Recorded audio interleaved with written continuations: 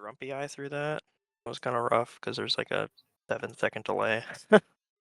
Alrighty. I love that he's just there spinning. Oh, that's great. Okay, I can see our audio coming through. It looks like everything is equal. I can see our video coming through.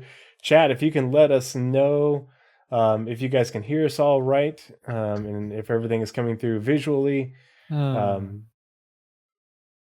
This is the first stream and podcast since I have returned home from active duty. So I'm back on my big old setup here in my office, and I'm remembering how to do all this. Mike Lansing says 5x5. Awesome. So Thank you so got much. the Twitch title, but you've forgotten something much more important. What did I forget? You forgot the going live post. Oh, fail. I should probably. It's not there. Okay, well, I will put that out here in just a second. See, this, and I literally just put the kid to bed like not 15-20 minutes ago. So. Yeah, no, for anyone who hasn't done streaming is hard. Streaming is hard. So, you know. Being a dad is hard. You know, I'm doing all the hard things today, and anyway, so welcome back to the Pathfinders podcast, episode 49. I am Tree0311. Here with me, I have my partner in crime. Hello, everyone. I'm Nazeris. And we have our very first and very esteemed guest, Shiny. Say hi. Hi. Hi. That's all right, that's what he actually looks like. No. That is the correct number of fingers. For anonymity purposes, Shiny asked if we could use an image instead of video, so that's what he sent me the still shot, and I was like, oh, we can do better. We can play a GIF the whole time. But this is the Pathfinders podcast, where we are charting the way through all the nebulous information surrounding Star Citizen and its development. And I apologize, as Naz said, I forgot to get the Discord announcement out in all the servers that we put it in. I remembered to do the stream information, but I forgot to post all the Discord announcements. So I'll put that. You had the stream information up. You had you were on the button for the switching from the intro video. You had our mics checked. The audio check, everything's coming through. It all runs so well when you forget something, because that one thing is overtaxing your brain because you have 50 things to do before a stream. You forget one of them, it goes super smooth. Like last time you forgot the title, everything else was super smooth. Alrighty, let's Just see. the title was gone. So I'm trying to share my screen.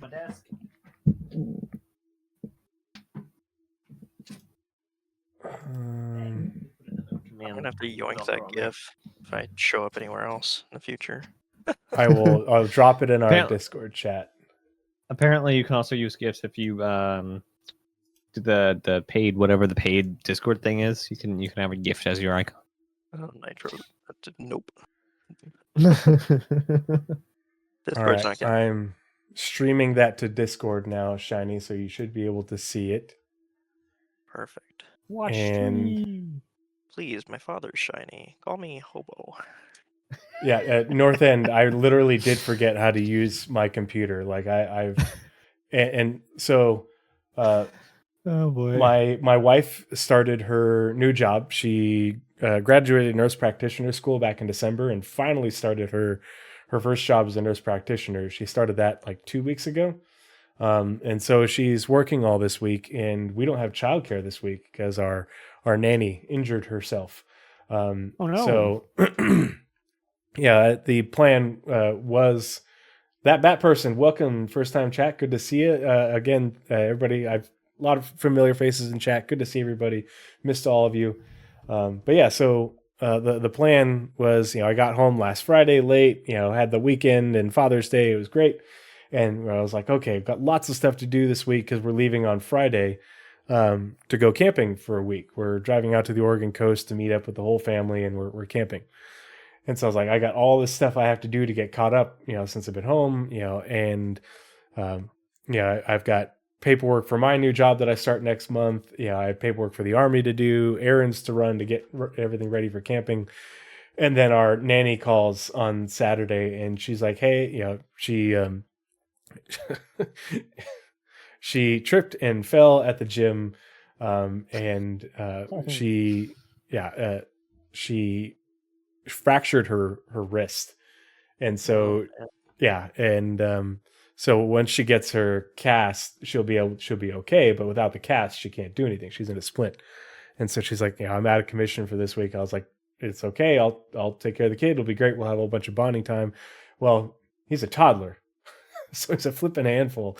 I haven't been able to get like nothing done. I've just been scrambling, and what few minutes I've had, I've been trying to get paperwork done and remember how to use my computer and where everything is. And so while the kid was napping, I got the stream set up and tried to remember how to get everything done, so that way I wouldn't have as much to do. Because the wife, she got off work and she's going to buy herself a new car because she got in a car accident while I was gone and has been driving my truck. Jeez. Yeah. So it's been interesting. But yeah, so this episode probably won't be as long. Well, we'll see every time I say that. But we are going over the June 14th Roadmap Roundup. So last Wednesday. And then Naz and Shiny and I have been trying to get the three of us together so that way we could have Shiny on as an episode, because obviously both Naz and I and everybody listening is a big fan and user of the Shiny Tracker. And we wanted everyone in the audience to be able to hear things about the Shiny Tracker and the different reports and how it all comes together, straight from the horse's mouth or Homer's mouth. So that way because a lot of what we have been telling you has been us paraphrasing what Shiny has been telling us. And so we thought it'd be great to have Shiny on to talk about the two reports, but also the scheduled deliverables timeline is a new addition, and also to help go through that and explain how all that works. So we'll go through those things. And then at the end of the episode, we're going to talk about our thoughts on 3.20, because I had a very interesting conversation with some members of my Discord, including Night Cobb, from who you know from Armchair Admirals and Generals, and I have to say the discussion had a lot of merits, and the more I think about it, the more I'm a believer, and so I wanted to hear these guys' thoughts on it as well. So we'll talk about that towards the end. And I want to plant that seed in all of your brains as well, and hear your thoughts in the comments or on Twitter and in the Discord. Let us know what you think. So I'm going to transition us into the Roadmap Roundup screen, or the viewing screen. And while I'm going to get that started, and then Nazar, see if you can get us started with the Roadmap Roundup. I will put out announcements. Belated. Sure, let me find which of my 100 windows that is. That's that thing. Hey, look, I had it like right there. It's like I knew we were gonna do this or something. Yeah, 14th, right? Transitioning in 3, 2, 1. Oh. All There right. we go. Oh, shiny. Oops. Wrong window. Oh, That doesn't belong So there. clean and then that. Oh, that's great. Anyway, as we do when we read documents from CIG, we like to cover the headers because they tell us the purpose of said document. So for the Roadmap Roundup this week, it says every 2 weeks we accompany. Happy Wednesday, everyone. Every 2 weeks, we accompany the roadmap update with a brief explanatory note to give you insight into the decision making that led to any changes. This is part of an effort to make our communications more transparent, more specific, and more insightful for all of you who help make Star Citizen and Squadron 42 possible. With that said, let's go ahead and dive into this week's Roadmap Roundup. Very short one today. There are only 3 things mentioned, which will make it really easy when I go to convert this into the index. However, the following cards have been added to the 3.20 column on the release view. Wheeled vehicle handling improvements. Updates and improvements are to current ground vehicle movement parameters and simulation, allowing for more robust turning and identity between various ground vehicles. So, not Rangers. These are specifically ground vehicles we already have in the game now. So this wouldn't count technically to the G12, the Rangers, or the Storm. But if they use the current movement system, it does apply to them. But they made sure to say, hey, if everything uses the stuff in-game currently, this is not any new tech for vehicles. Also, this is part of the efforts to make sure that each vehicle or ship has its own movement identity, which is something they've been working on for a little while now. As far as the progress tracker goes, with this published, we're beginning to add Q4 2023 schedule for upstream teams, with additional teams being added in subsequent publishes, which the team that I've been waiting for has not been updated, which is the Montreal Sandbox team, the people in charge of building interiors and underground facilities. What we do have, however, is the following deliverables have been added to the progress tracker. The Mirai Fury, building and implementing and balancing the Mirai Snub Fighter and the Fury as a game-ready vehicle, which is already a game, so we know that. Tumbrel Storm, the building, implementation, and balancing of the Tumbrel's light tank, the Storm, as a game-ready vehicle. We don't have that, but we know that's coming in 3.20. Not that it's on the release view. Like they've said it's coming in 3.20, but it's not on the release view for some reason. So that is everything they mentioned on the Roadmap Roundup, even though that's less than half the stuff they actually moved. Sorry, I'm putting out that announcement really quick.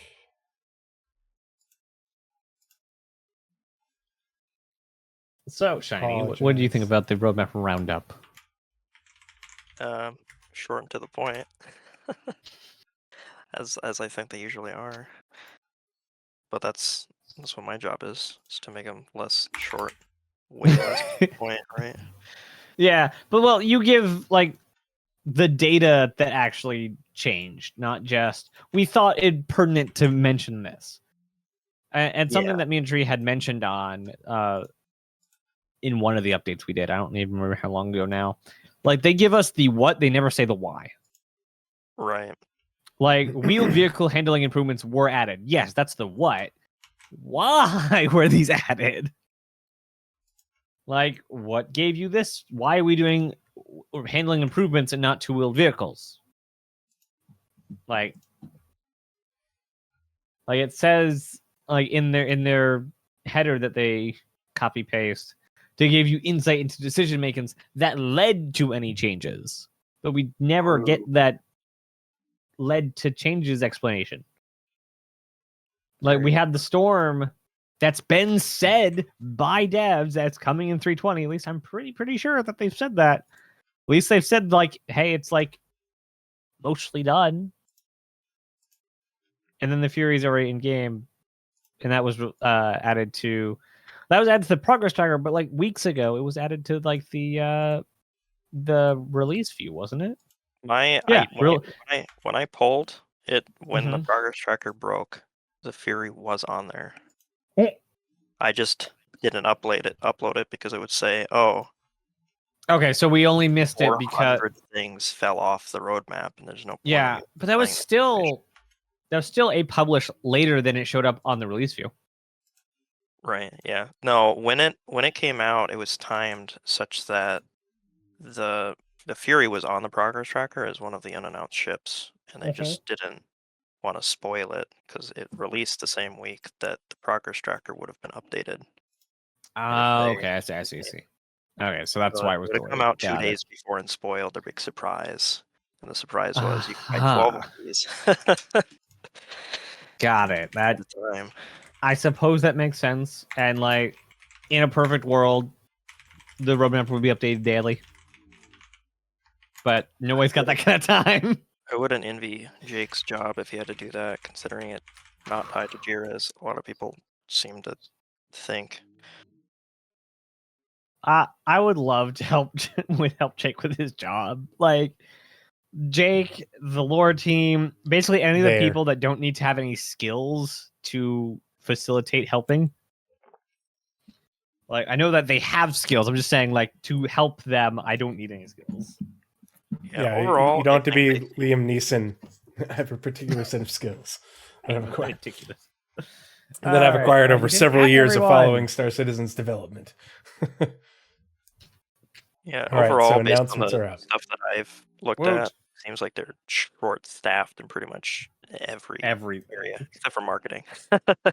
The one place, But like the one crucial place they are short-staffed. Where's carrots? There it is. 6. The like most crucial thing they're short-staffed in is HR to hire people. Yeah.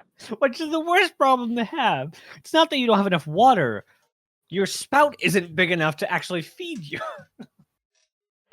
Well, they're not far off. I mean, if you put their goals on a linear timeline, they're not far off of their staffing goals that they, because we had that announcement when they talked about Manchester first, and they said, hey, we are purchasing or whatever. I don't know if they purchased or if we're leasing that space or whatever in that gargantuan building.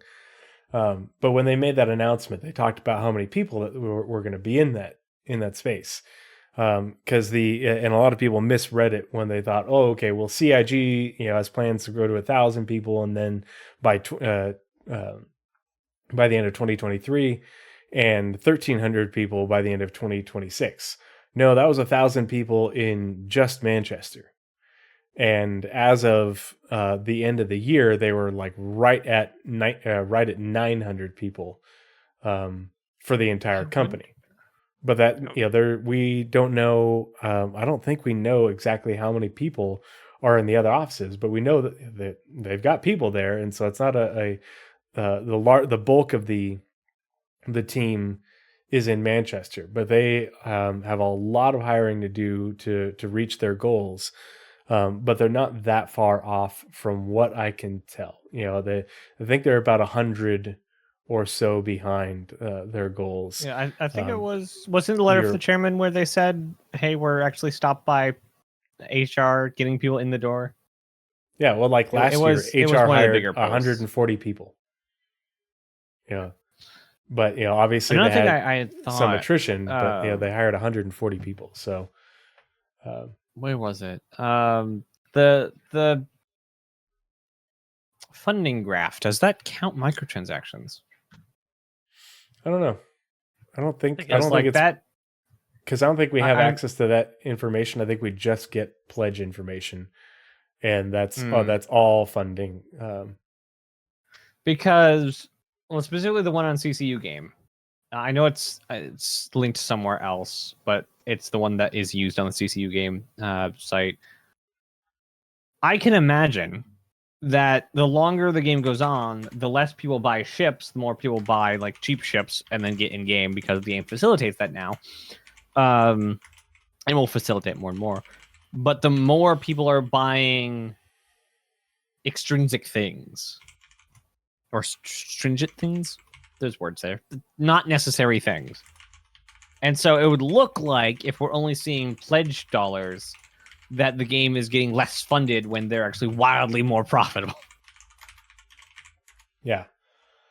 And that's another big misnomer. Is people think that CIG makes a lot of money, and it's like, no.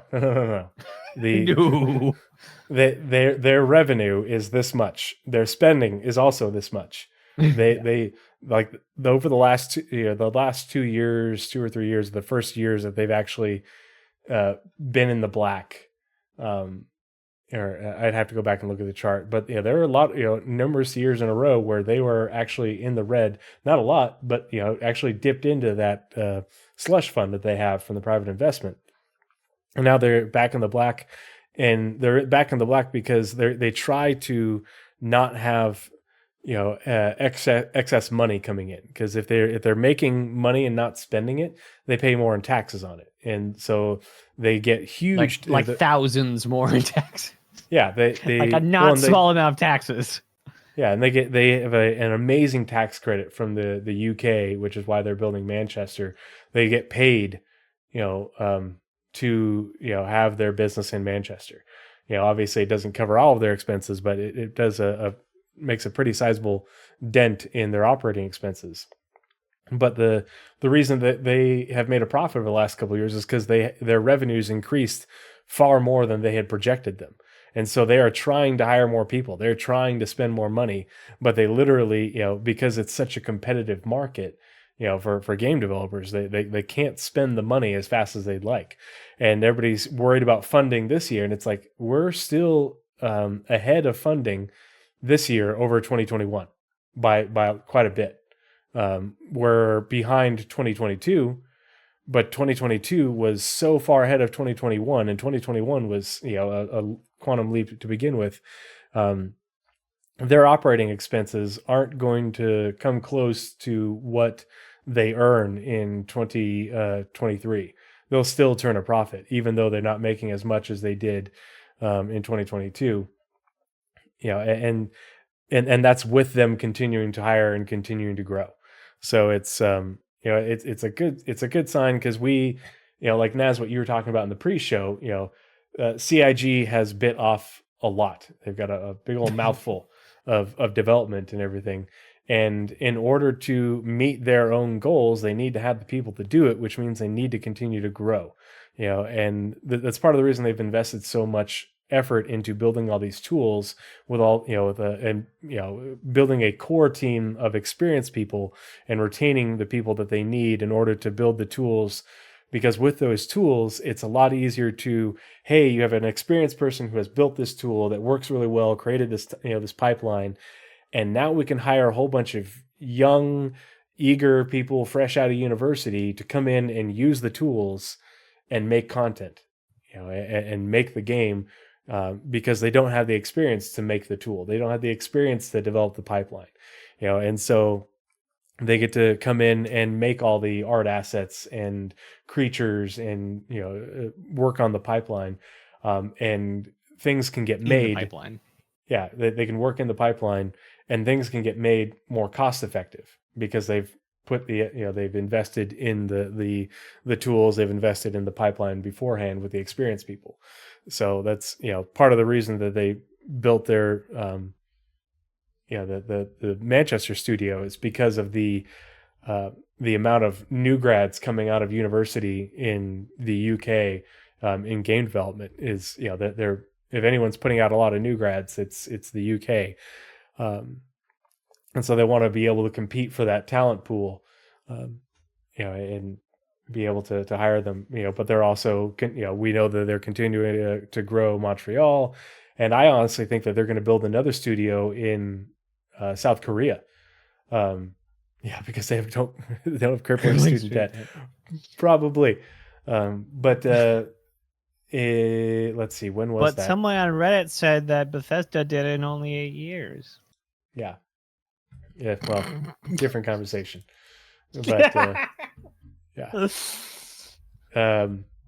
False equivalencies much? Anyway, back to the roadmap. So I didn't get to put in my 2 cents. Obviously not, huge things getting added to the release view and the progress tracker, because we knew about the Fury, we knew about the Tumble Storm, we knew that they're going to get converted from being unannounced.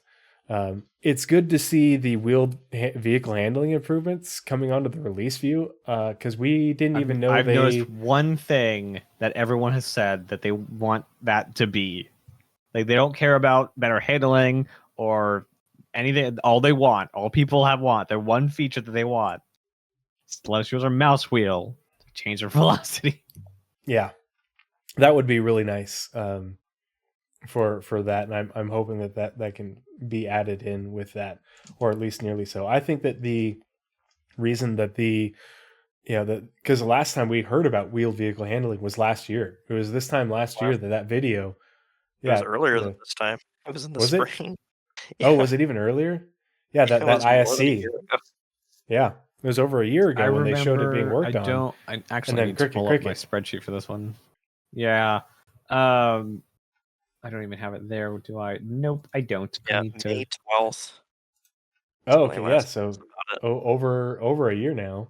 That's that's not what I want. The other but I think it's kind of well, maybe it's not serendipitous because I think that we're going to see more racetracks for ground. We have all this support Please. for racing for spaceships, and yet a huge portion of the racing community and the events for the racing community are ground-based events. What are And you we talking about? don't We really got Gray Cat, the buggy cart things. No, Yeah, stop it. Yeah, it's real. but I think that having the wheeled vehicle handling improvements will make your I always brain fart on the names, but the big events Return that of scramble races. yeah, the scramble races, and then what's the name of the, help me out guys, the group that does all the races and public, Daymar Rally? Stanton 7? I don't. The Stanton 7 well, there's and Daymar Rally, Atmo. but who, yeah, Atmo Esports, there we go. I got there. I bet all the, them, and then all the people who do all those ground-based races, would just absolutely love to have wheeled vehicle handling improvements, and have ground vehicles behave a lot better. So I'm looking for this deliverable, the wheeled vehicle improvements deliverable on the index, the roadmap update index. You guys remember door alignment when that was on the progress tracker? Door Like the alignment. ground? Like Yeah, the on ramp dynamic comes door down alignment. and it It lines. higher or Yeah, it lower. will either slightly overextend or not extend through the terrain to prop up your ship.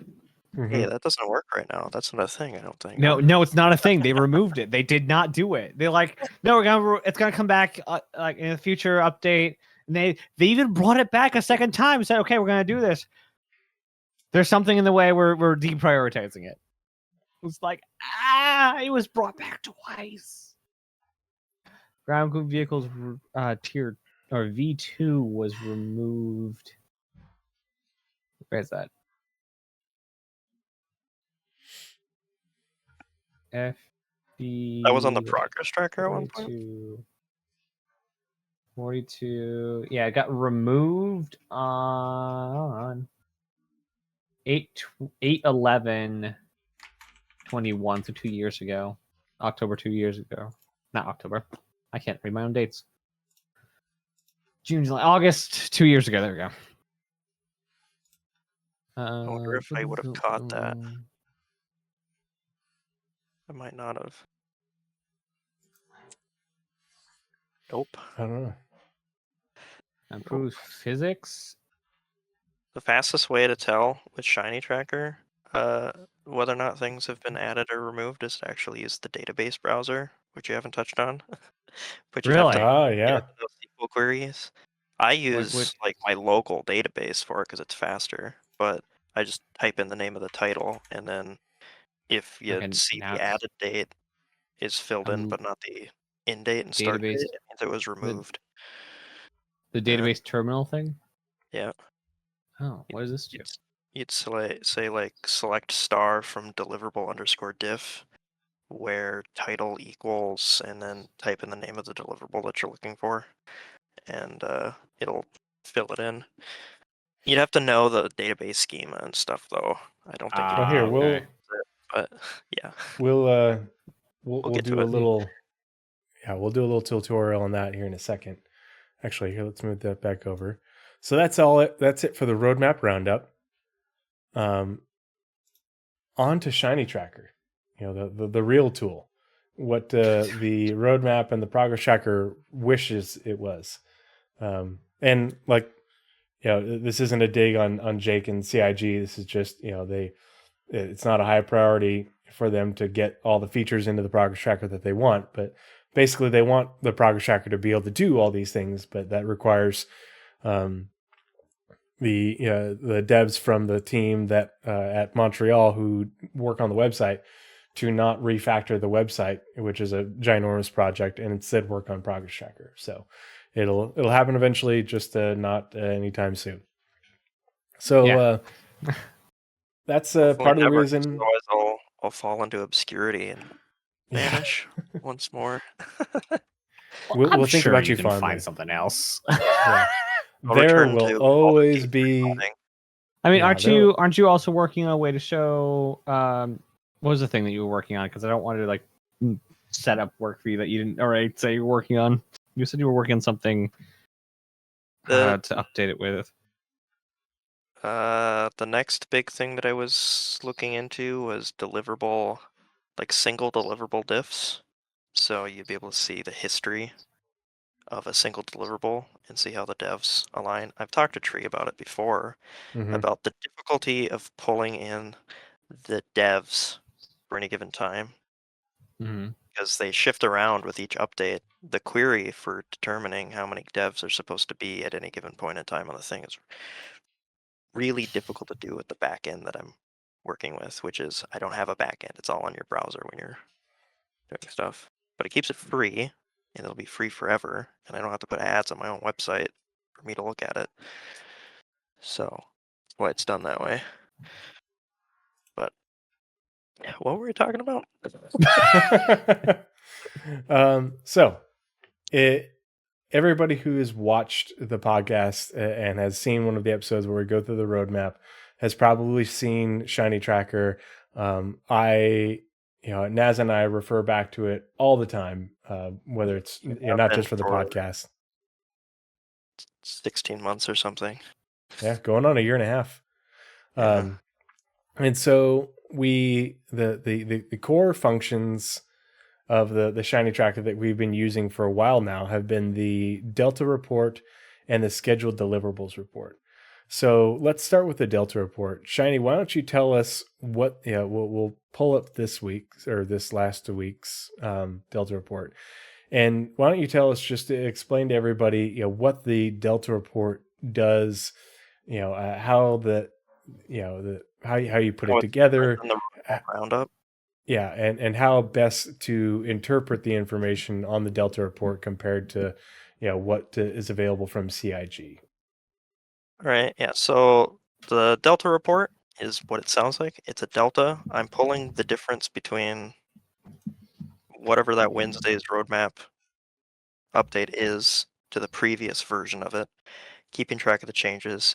It's a very numbers heavy change log, which is the biggest complaint that I've heard is there any better way to display this information? Because you talk about how many devs moves, how many tasks they have, all this stuff, and it's very difficult, especially when it's long. But it shows you things that they might not have mentioned changed on it.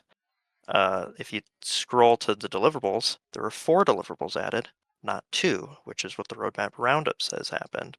And the 2 deliverables that were added were unannounced vehicles, one of which ended the day that it was added to the progress tracker, or at least the schedule did it. So the Delta report looks at all the deliverables that were removed. In this case, 2 unannounced vehicles, but that's it's a data issue. The bot that I wrote isn't smart enough to know, and I can't make it smart enough to know that those unannounced vehicles are just the 2 that were revealed. It requires a identification slug that, for whatever reason, Jake stopped using. Yeah, So because they it used to showed do it. different. Yeah, those, for all the bot knows, those could be completely unrelated things, and I don't want to jump to conclusions, but you can tell by looking at the teams that were freed up and the makeups and how many tasks that, oh, this is actually the same thing. We as humans can see it. And then finally, there's the change log portion where it says which ones are modified. And overall, I used it to see how SIG is prioritizing things. If it shows up on here, it means that they cared enough to tell Jake about it, basically. And if you see this team is adding this many days of work and these extra devs and stuff, unless you're a robot that can see the difference of across 500 deliverables at the same time, you're not going to be able to know how that stuff breaks down. You can see how load balances change. There's some like magic math that I'm doing, making some assumptions because it's not an exact science, but it shows you, well, it's either not very high priority because the percent load, like if it's something as low as 12, it basically means that that person's got so much time on their hands for it that they're probably not looking at it too closely. They're probably splitting their time with other things. Alternatively, they might just be short-staffed if it looks like 200% load. Mhm. One of the things I Yeah, really like, like is that This is one, the Crusader Spirit. Mhm. One design dev with 12 tasks, over 247%. Yeah, they just cram. They're just like, okay, we're gonna add like an extra 7 tasks to this, basically, or like you have to do this many tasks, but we're not gonna extend the timeline. One of the things like the one thing that I really appreciate is being able to see the dates that extended or retracted. Kitty. Like that's the context of that is invaluable. Because like I could pull up the Wayback Machine and I could say, okay, here are the 2 roadmaps. Which one's moved? But I it's actually don't think super that helpful. works. Does it work on Wayback Machine? It does, but It takes a snapshot. it's very particular about how it works. Yeah, Like the some of the infinite database loading, stuff does not work. Some the infinite does. loading nature of the page was one of the Mhm. reasons why we used to have a Discord bot that told you the differences on the old roadmap, and then they changed how it works, and you can only load 20 deliverables at a time. So I have to do like 7,000 queries against their database to pull this stuff out and assemble a single file that represents the roadmap. Includes all the time. They're like 25 megabyte text files Whoa. that I pull down, and I've compressed all of them, which they're in a secret directory on here. It's just like /data. It has every snapshot going all the way back to since I started doing it, including the database itself, which you'd have to stitch together with a Linux command. Hidden But things. I compressed all that down to 108 megabytes in my database deltas, even though I have like 600 megabytes of snapshot files now. I wonder if Jeez. you ever took down the roadmap by trying to download the entire roadmap at once. I did struggle. I struggled a while. Yeah, Northern Trooper, it's the same data on my GitHub. I struggled for a while about dealing with getting basically timed out. I was Mhm. requesting too much data too fast, and then I was like DDoSing it.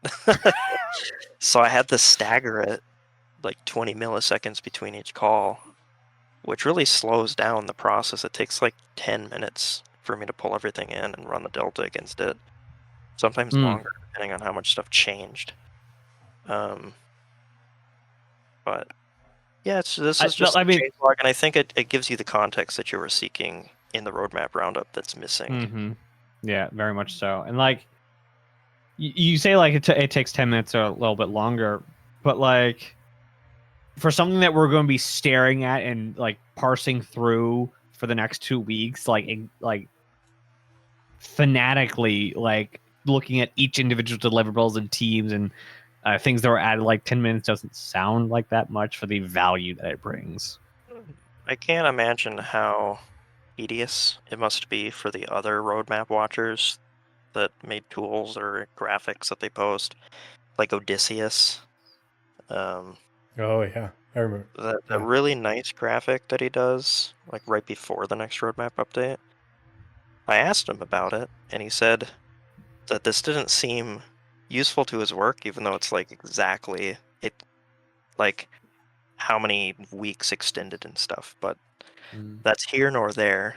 I can't imagine trying to stare at the roadmap and being like, all right, well, I have an Excel spreadsheet here, and I wrote down these are the weeks, and these are the new weeks, and that's why I made this. And then my org mates were like, oh, I'd like to know about that too, so I made it a Discord bot. Yeah, it's very, very, very valuable. The top of this are both reports. I included extra analysis as well, which has a breakdown of like how many devs are working on what their man hours supposedly might look like, their part-time breakdown, across all of them and the most heavily, I think, prioritized tasks that they have. Yeah. And There's currently the other report has a different set 3,000. of analysis. Yeah, that's a lot. There are currently 3,203 man days in building interior. I think I have man days calculated as an 8-hour period. Holy crap, that is just okay. 'Cause I can't do it in my head. 3,203 times 8 is 25,624 hours of Yeah, work. they've been working on building interiors for longer than the project has existed. Before it was even like a sparkle in Chris Roberts' eye. That's how long. So let's see. That's 20. That's It's hours. on So the 24 40th refactor since 1992. divided Yeah, by exactly. They were working on this during Wing Commander 2. 65. They've been working on building interiors for currently a collective of hours 2.925 years, almost 3 years in But hours. and then those man hours, it depends on how many devs are assigned, and you just distribute that somewhat equally. But it is a lot of work, and just looking at the progress tracker, the way it's displayed to you, that you can't see the time breakdowns of their schedules, you don't know how much actual effort's getting put into any one of them just by looking at that. And yeah, it was nice that during the all vehicle Q&A from Invictus Launch Week, when John Grew pointed out that one of the flaws of the progress tracker is that it doesn't show breaks in work, and so it'll make it look like something is being worked on by 9 people for 70 weeks when there's multiple sprints within that 70 weeks and multiple breaks within that 70 weeks, and there's 2 people here and 3 people here and 4 people here, but not all 9 of them aren't all working on it at the same time, and it's open the shiny one. Yeah, open up the scheduled timeline, whatever the heck I called it, and we loop back to it. But why is it such a nebulous name? Because that's just what it is, and I'm really bad at branding things. I started off. You should work for started off CIG. in a bad place because I called it Shiny Tracker because the Nubifier said the Shiny Tracker when he made a video about this in February of last year, and I just went with it. Unfortunately, Shiny Tracker is an incredibly popular term for Pokemon, like shiny Pokemon tracking. Oh God! Like Shiny Tracker, and you just get all Pokemon stuff. Aggravating. I've actually never had that problem. But like shiny is me using that as a suffix, or not a suffix, a prefix for a lot of things is common. I call my like shiny router, shiny phone, shiny desktop, shiny server, etc. In this case, bad choice, but I can't rename it now because people know that's what it is. So yeah, I'm now like number 4 in search results. Pretty good. Do the mop and bucket meme. Show us the breakdown of that 92-week period, and then the fact that they didn't touch it at all last year.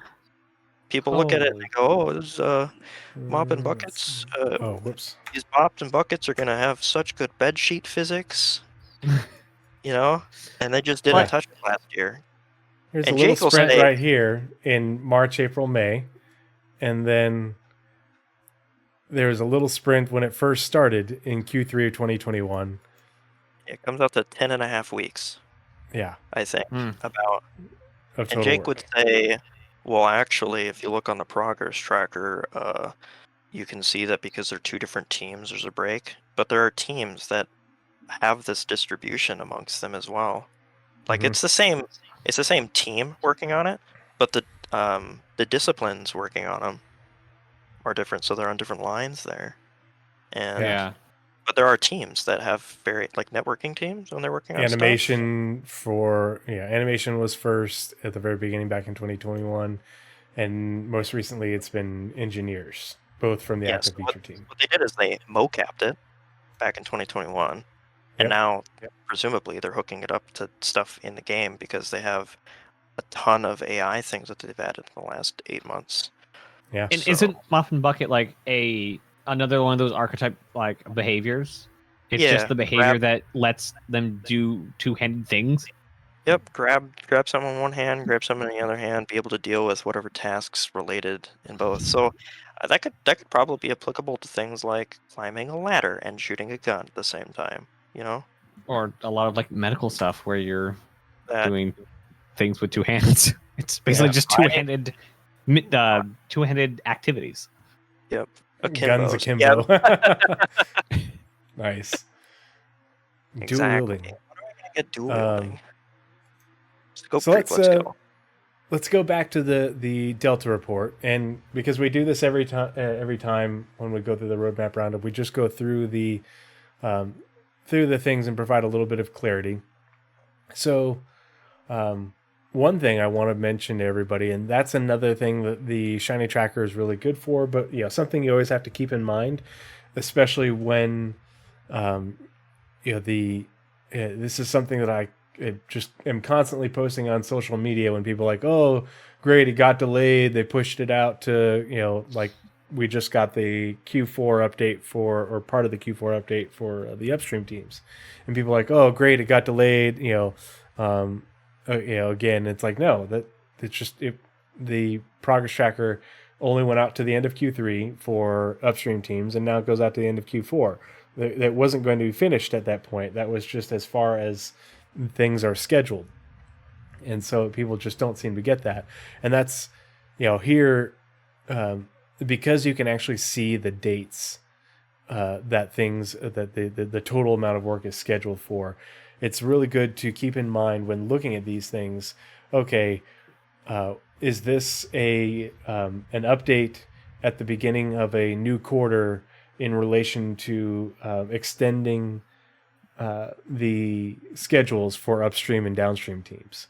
And I think that's something that a lot of people miss and need to be cognizant of when using the Shiny Tracker, because you can see the dates and you more clearly, and so you have to be aware that at the beginning of every new quarter, so like it's we just got the June 14th roadmap update, and so they updated some of the upstream teams, and so they started scheduling things out into Q4, which October through December of this year for the upstream teams.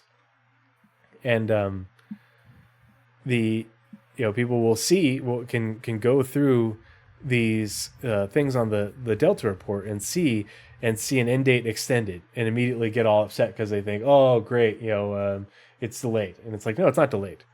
They've extended the scheduled work. Yeah, I went out of my way to make sure that things didn't come off as biased, like an opinionated type thing. This is what happened. The day was added, a thing extended, a thing came closer. That's all it means. Yeah, the end of the bar was extended from this date. I'm looking at let's use Bounty Hunter V2 since it's the first one and it's something we're very excited about. So the end date for Bounty Hunter V2 on the progress tracker was August 14th. It's been extended to December 14th, which by that date we all know that that's the end of CIG's work year. And so we know that the work on Bounty Hunter V2, CIG knew it was going to get continue out that far, but the progress tracker didn't go that far. And the other thing, is like, well, why didn't it go out to the end? It's 8/14. Why didn't it go out to the end of September? Not every team operates on the same schedule. Some teams are scheduled in sprints of 2 weeks, a week, 4 days. The way that they're broken down is different based on the team and the producers, responsible for that team. And so that could, that's part of the reason why some of these things don't get scheduled out to if CIG knows it's going to go out to the end of a quarter, it doesn't get scheduled out that far because, maybe it's, one team or another, they schedule 4 months at a time, 3 months at a time. It's not all in the same blocks. Does that make sense? You can very clearly see that on the timeline view. There are certain teams that literally are scheduled for a week, or The common one is 2. Most of those bars are 2. But I can see right there on Bounty Hunter that there's 1 week sprints. I don't know what the team is. You can show team labels now, by the way. Mm-hmm. It's underneath the deliverables title to the left.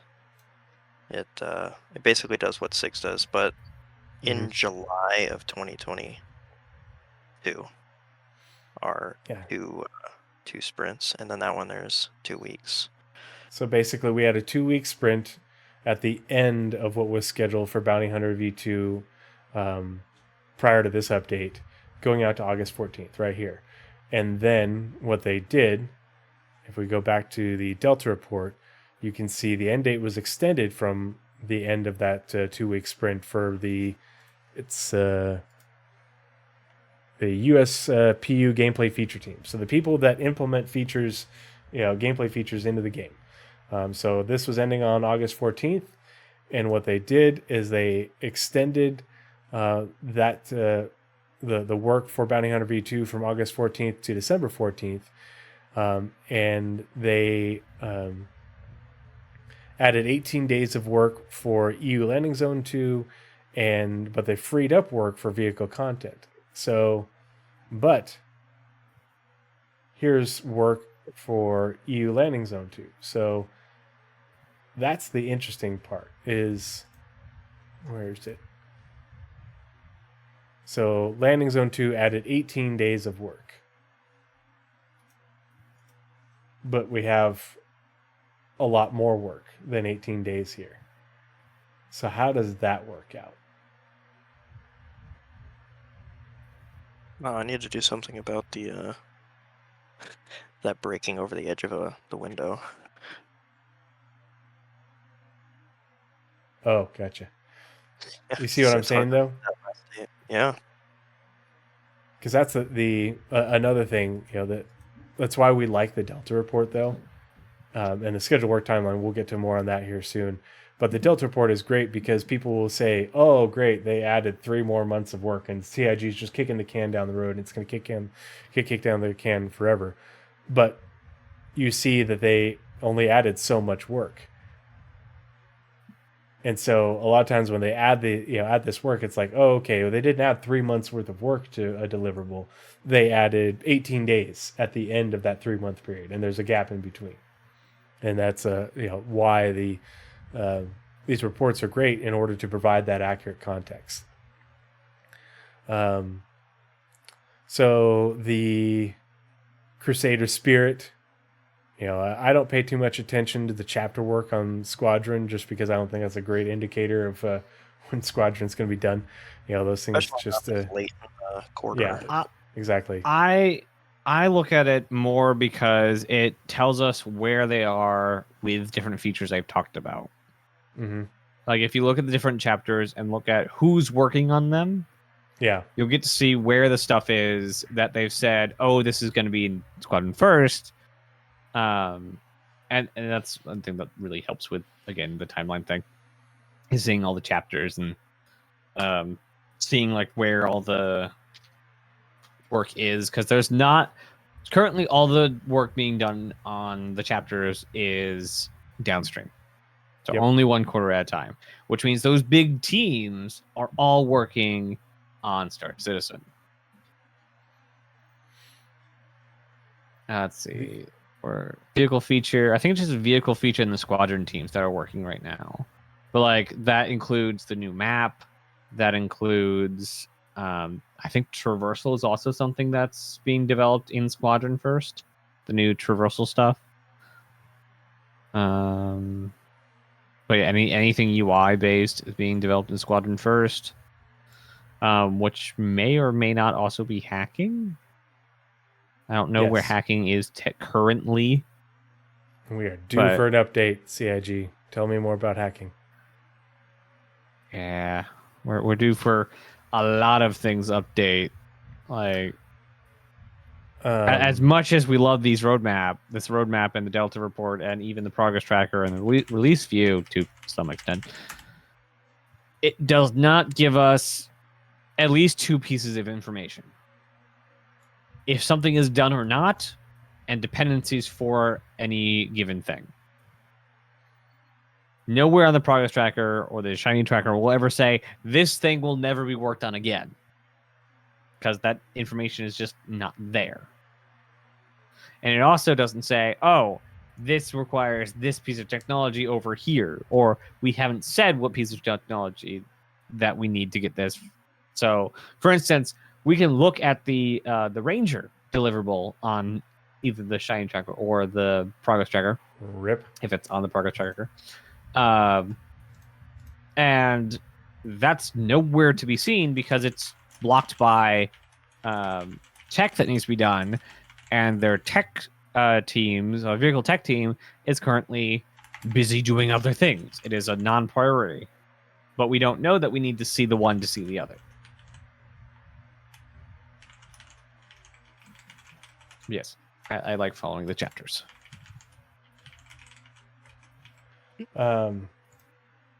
So another good example is when the progress tracker came up, one of the upstream teams that got updated was vehicle content.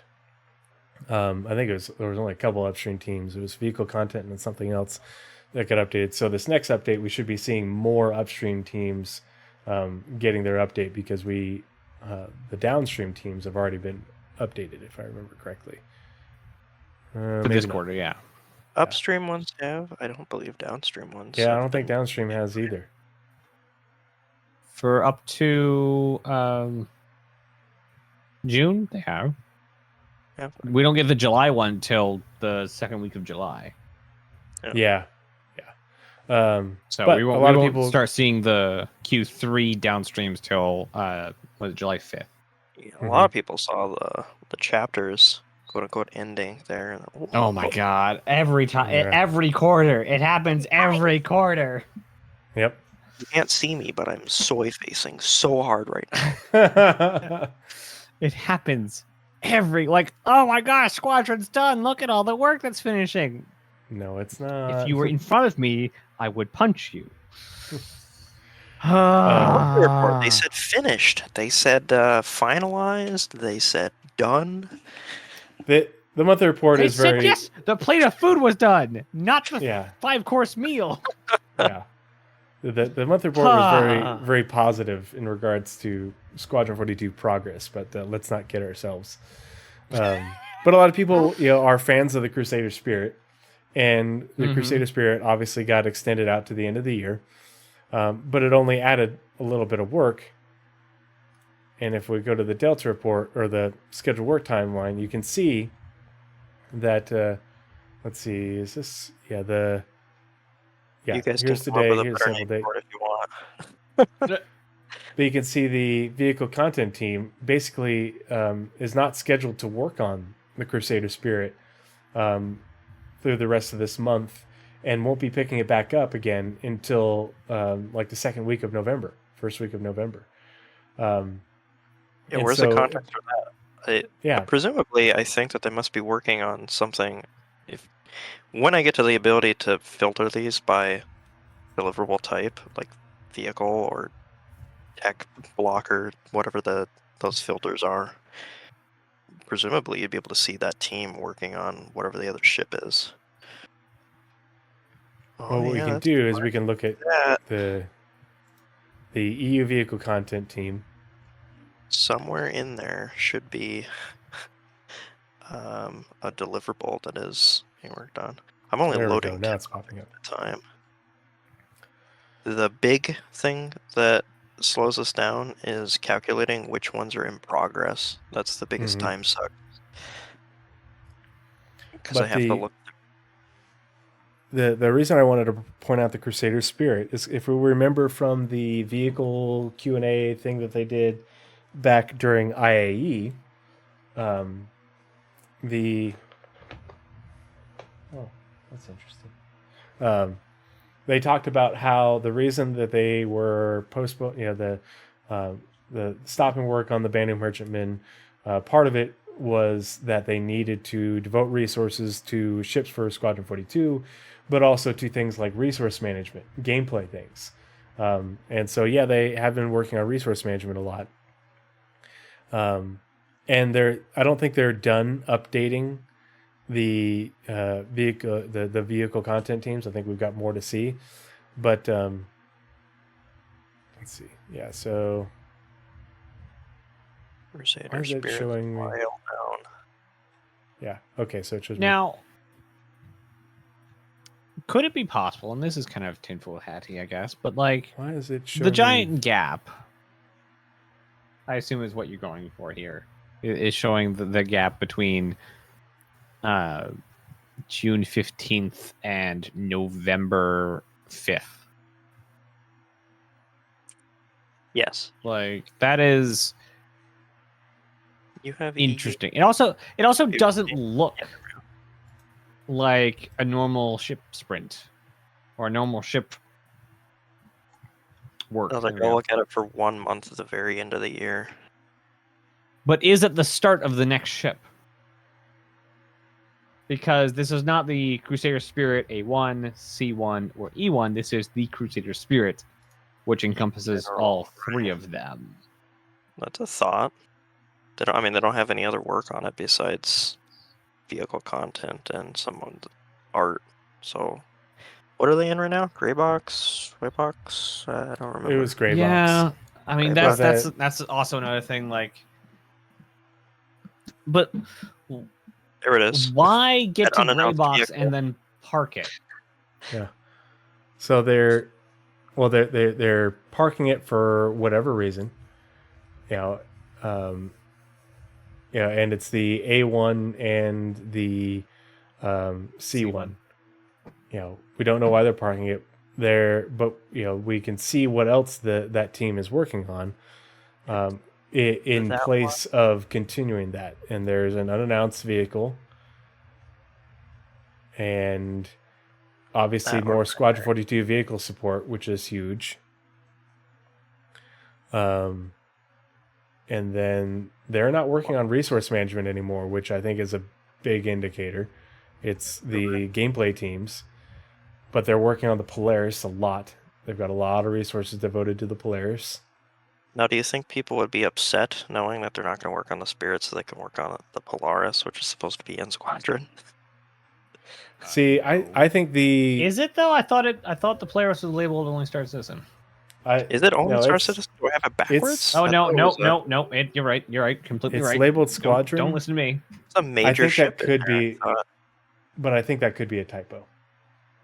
Because I don't think that this late in the game they'd be introducing a new ship. Into the They story. would We're- if it's a we're about to background ship. release. We're gonna release, and Yeah. it just appears in a cutscene somewhere. Not even interior. And the other thing is the Polaris in the timeline of the Star Citizen universe doesn't even exist in the Squadron 42 timeline. The Polaris was released in 2946.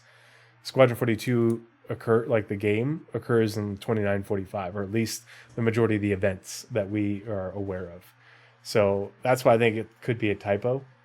But I also it's cutting it very close to have the Polaris be part of Squadron 42 if Squadron 42 is, going to be getting into beta in the next year. So maybe it is, but I don't know. It just seems like that's kind of a very late in the game thing. But it's not just the Polaris, but there could be other things that they are but it's the Squadron 42 vehicles, the Polaris, an unannounced vehicle, and they could have deprioritized it. For if it's the A1, maybe they don't want to work on it more until they're working more on bombs, and bombing becomes more of or less of just a hack job. This is what we could get in time for the A2, back then. C1, I don't know. It depends on tractor beams. Hopefully, tractor beams are sooner than not. But we also have to look at like the Argo SRV. Is the U.S. vehicle content picking that up soon?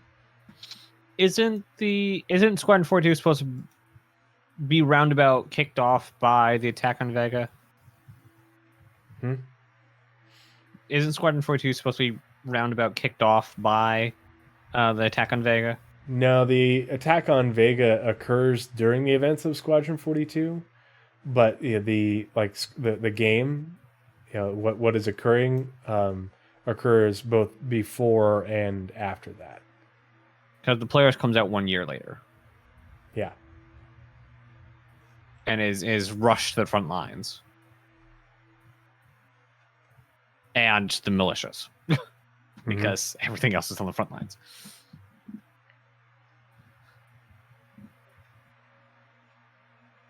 So yeah, it like I could definitely see the Polaris being, even the old concept they had, the very old mesh that they had, being in squadrons for just, hey, we're gonna need this ship eventually in that background area shooting the missiles or something in some conflict, and then having the resources to now actually get the ship done, so they can remove the placeholder that they had for making sure the cinematic shots were good, so that now they have the full ship.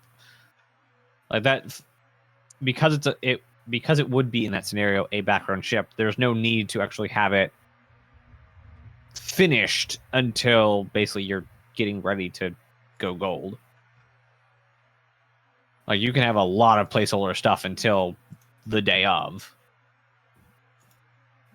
Like I forget like what kind of stuff, but there's been a lot of games that will have like just giant pieces of the game just doesn't exist or hasn't been implemented until, oh, by the way, we're shipping next week. Yeah, that's the only thing, is like it just doesn't seem probable that they would casually get started on the Polaris when all points indicate that Squadron 42 is moving right along and in various states of polishing and finishing, and they're polishing all the other ships that they purge on crew. They are polishing and doing the finishing work on the other ships for Squadron 42, but they're going to be just now starting on another ship that's in the game. Yeah, they're nearing completion on the back of the napkin artwork that they've been writing at the deli. Yeah, all this time. It just seems I think it could be just as easily just a misclick, to say or like maybe Squadron 42 episode 1 occurs that early and the later episodes occur later. But from what I understood of the whole timeline, the full 100-hour game was that the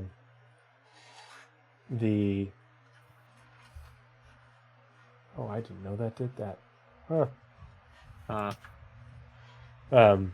Was that the whole thing occurred in and around that time frame, and so the Polaris would be just getting introduced like a year after what we know. And I don't know, the bigger thing is you're just now getting started on this ship that's supposed to be in the game, when all points indicate that there's a lot of speculation that they're going to be announcing something about Squadron 42 at CitizenCon, because you're having a 2-day CitizenCon, and to start your year-long lead up to Squadron 42, and the ship might be done in time for Squadron 42's release. And it's like you're going to have a ship just finishing right before you release the game. I don't know. Anyway, back to the Delta report. Freight elevators extended. So let's pull that up on the Delta browser. Team none. So Chris said in Intent for the Chairman, episode 79, Squadron 42 be set in the current game year at the time of its release, i.e. 2946, and the PU ahead of it of the current year. Yeah. And apparently there was also a forum post that is now not connectable at 405s or 504s. So, and then when does the Morrow tour happen? Because that should have the date.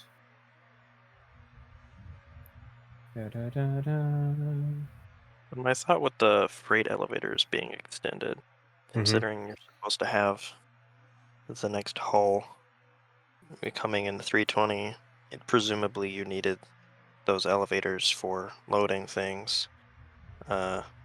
Initially was that, of course, that stuff has to come because otherwise the ship is useless, right? You need to have these technologies in place to support its existence in the PU, and that the continued work there is like it's one dev on the Delta browser, or on there.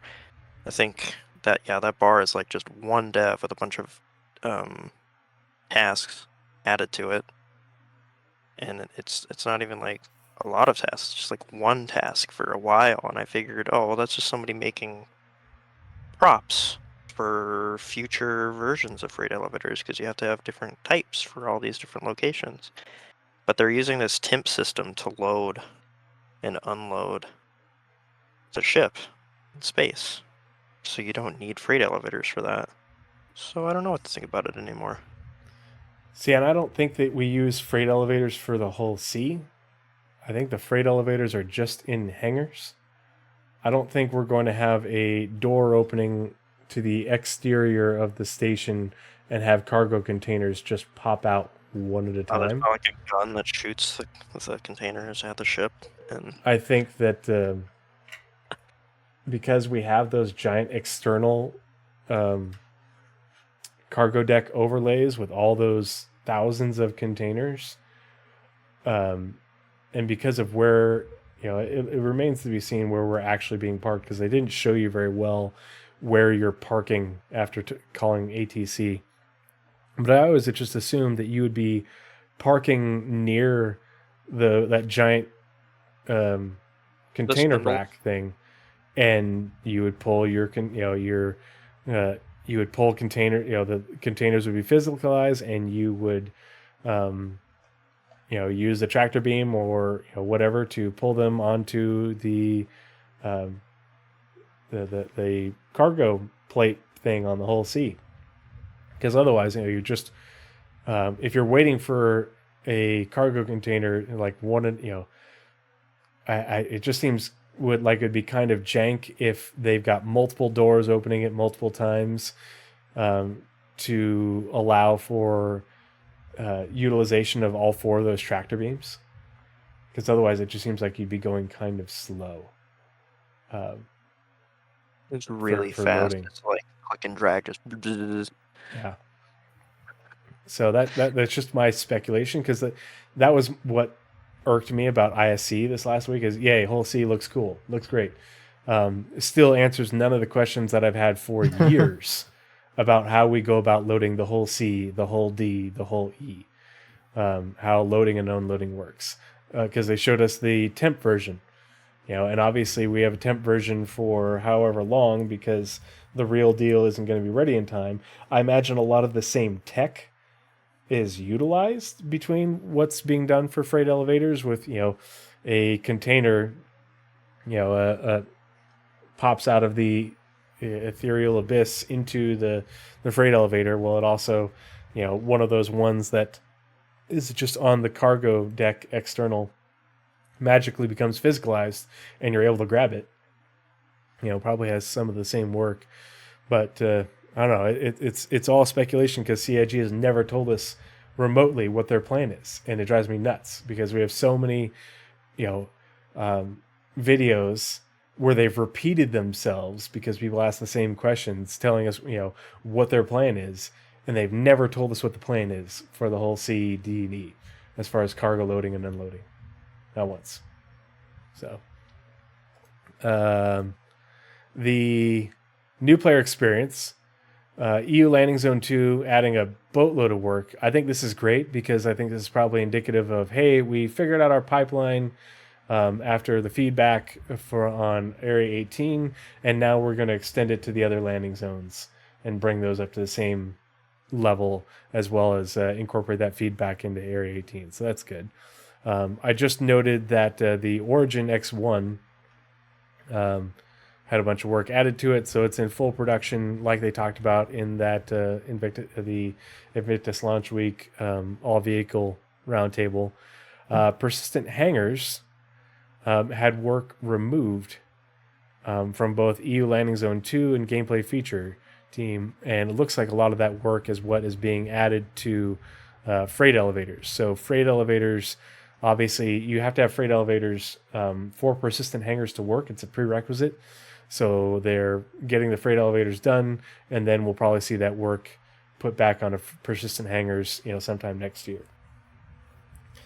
So as far as my last point of data, because yes, I did actually fall down a hole. Hi, I'm back. I looked up the we UI. threw you a ladder and you climbed back out. Yeah, the UI, the Mobiglass UI that we saw at CitizenCon, the date on the comps that you look at is 2946. So that's in Squadron. Yeah. So 2946, and a year later, the Polaris comes out. Yeah, like the Polaris released in 2946, but like it was just introduced. So it's like, do I really think that it makes a sneak appearance, into Squadron 42? Not this late in the game, unless the timeline somehow got extended, because things could have been rewritten. We don't know. And we might not even know when Squadron 42 releases. So, yeah. We know that, okay, continuing to work on Pyro any day now. Holy shit. Squadron 42 vehicle support. This, adding more work from audio, both vehicle content teams. This is just like what John Crew talked about. This is a huge priority, getting all the ships ready in Squadron, fully functional and working appropriately. All that spit and polish work, and this. Let's actually pull that up. So while you're pulling that up, and this is a question for both of you. What do you guys think that they're continuing to work on Pyro or not working on other systems because we're waiting on Pyro? They don't want to get a backlog of content, or they want to polish it up as much, or work on Pyro as much as possible, and have that kind of as a benchmark to go on to whatever system is next. Yeah, I do think that the tools that they're developing, they're using Pyro as a test bed for that stuff. But I've also got to assume that they're working on the newer systems like Nyx, right, and other ways. I mean, they're doing stuff with Ellis, at least for Arena Commander. Little bits here and there. I think we're going, because Nyx was actually talked about them doing some preliminary work, and it was on the progress tracker for like all of 2 weeks. So I think when they actually start really working on Nyx, they'll show it and it'll be working on. But I think that like you talked about the Squadron Pyro is them fine-tuning the pipeline, all the various pipelines that make a system, because Naz and I did a podcast on this, and then Nyx is going to be them the first one of, okay, let's see how fast we can get this shit done. I imagine when they go after Pyro, or not Pyro, when they go after Nyx, they'll not only go after Nyx, because does Nyx have actual planets in it? Yep, multiple planets. Okay, I keep forgetting that. I keep thinking like, no, it's only asteroids, because Levski's an asteroid. I'm just not there apparently. But yeah, it's I mean, I think that Nyx is something that they could get done in a real big hurry, but they're not going to get started working on it until everything is all done and ready. But we'll just have to wait and see. But here's the Squadron 42 vehicle support, and so they just updated so I wanted to pull this up because I had looked at it before and it just reminded me of it. So they added the upstream teams for Q4, and so we have more work for EU vehicle content, but not US vehicle content. Where is it? Oh, there's a jump straight from Nyx to Odin. How fortuitous. Yeah. You wanted to find them easily. The check mark or checkbox on the left side of the screen above the name of the deliverable will list off the abbreviations of all the teams. Oh yeah. Let's see. Down, right there. Oh, I think it'll be that one. just Okay, I was added wondering that. what you meant. Like, and like I'm hovering over it. Like, oh yeah, that's probably what it means. When you hover it, that is super cool. So this is also a really good illustration of like upstream and downstream. So we got some upstream addition to Squadron 42 vehicle support, and right about in here sometime, usually the first two updates of the first quarter. So for Q3, it'll be the basically first half of July-ish is when we'll get to the downstream teams updated for Q3. And so it'll be interesting to see what work gets added for Q3 for the downstream teams right here. So like is audio going to get extended? I don't have the list up in front of me, but graphics is downstream. Cat. I have the list up. Yeah. Hi Prince of Dragon, good to see you. Thanks for joining us this evening.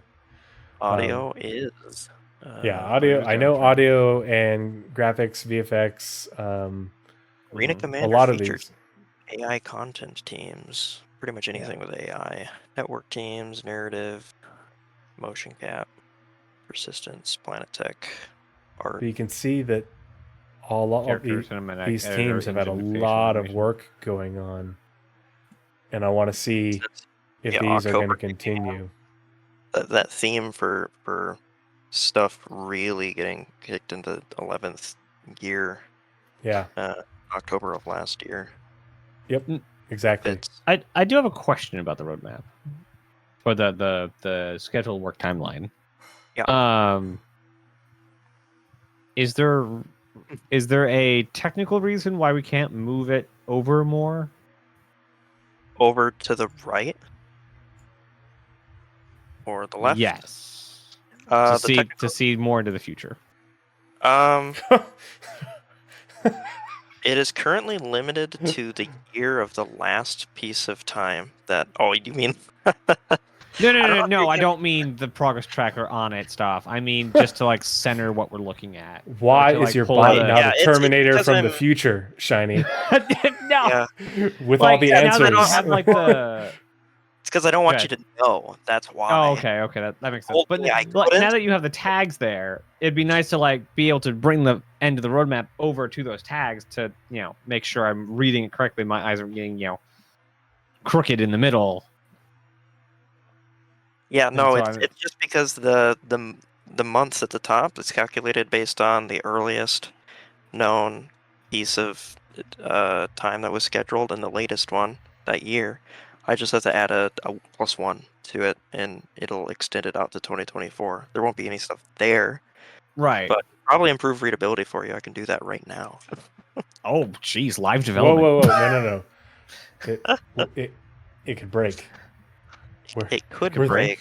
It could break. We're in the middle of the show. I'm going to break it right now. No. Let's see. So would it update the one we're actually looking at? Less than or equal to. I would have to refresh it. That would do it.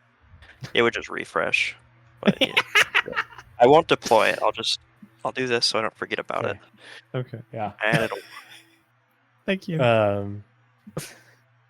So the one thing that if we're looking down here, we have the unannounced vehicles. All three, these three were all extended.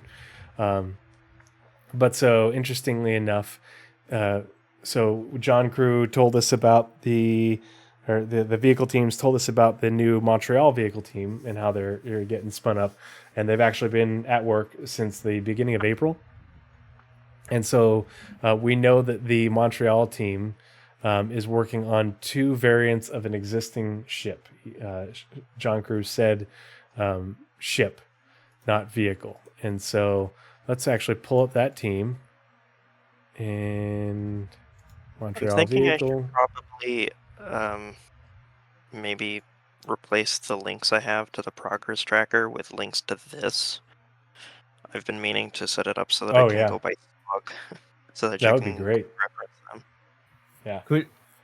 But that might be, I might do that when I get to the single deliverable delta view, which is basically this, but it'd be most recent on the top, and then it'd stack prior versions, and then maybe some cool graph stuff. I don't know.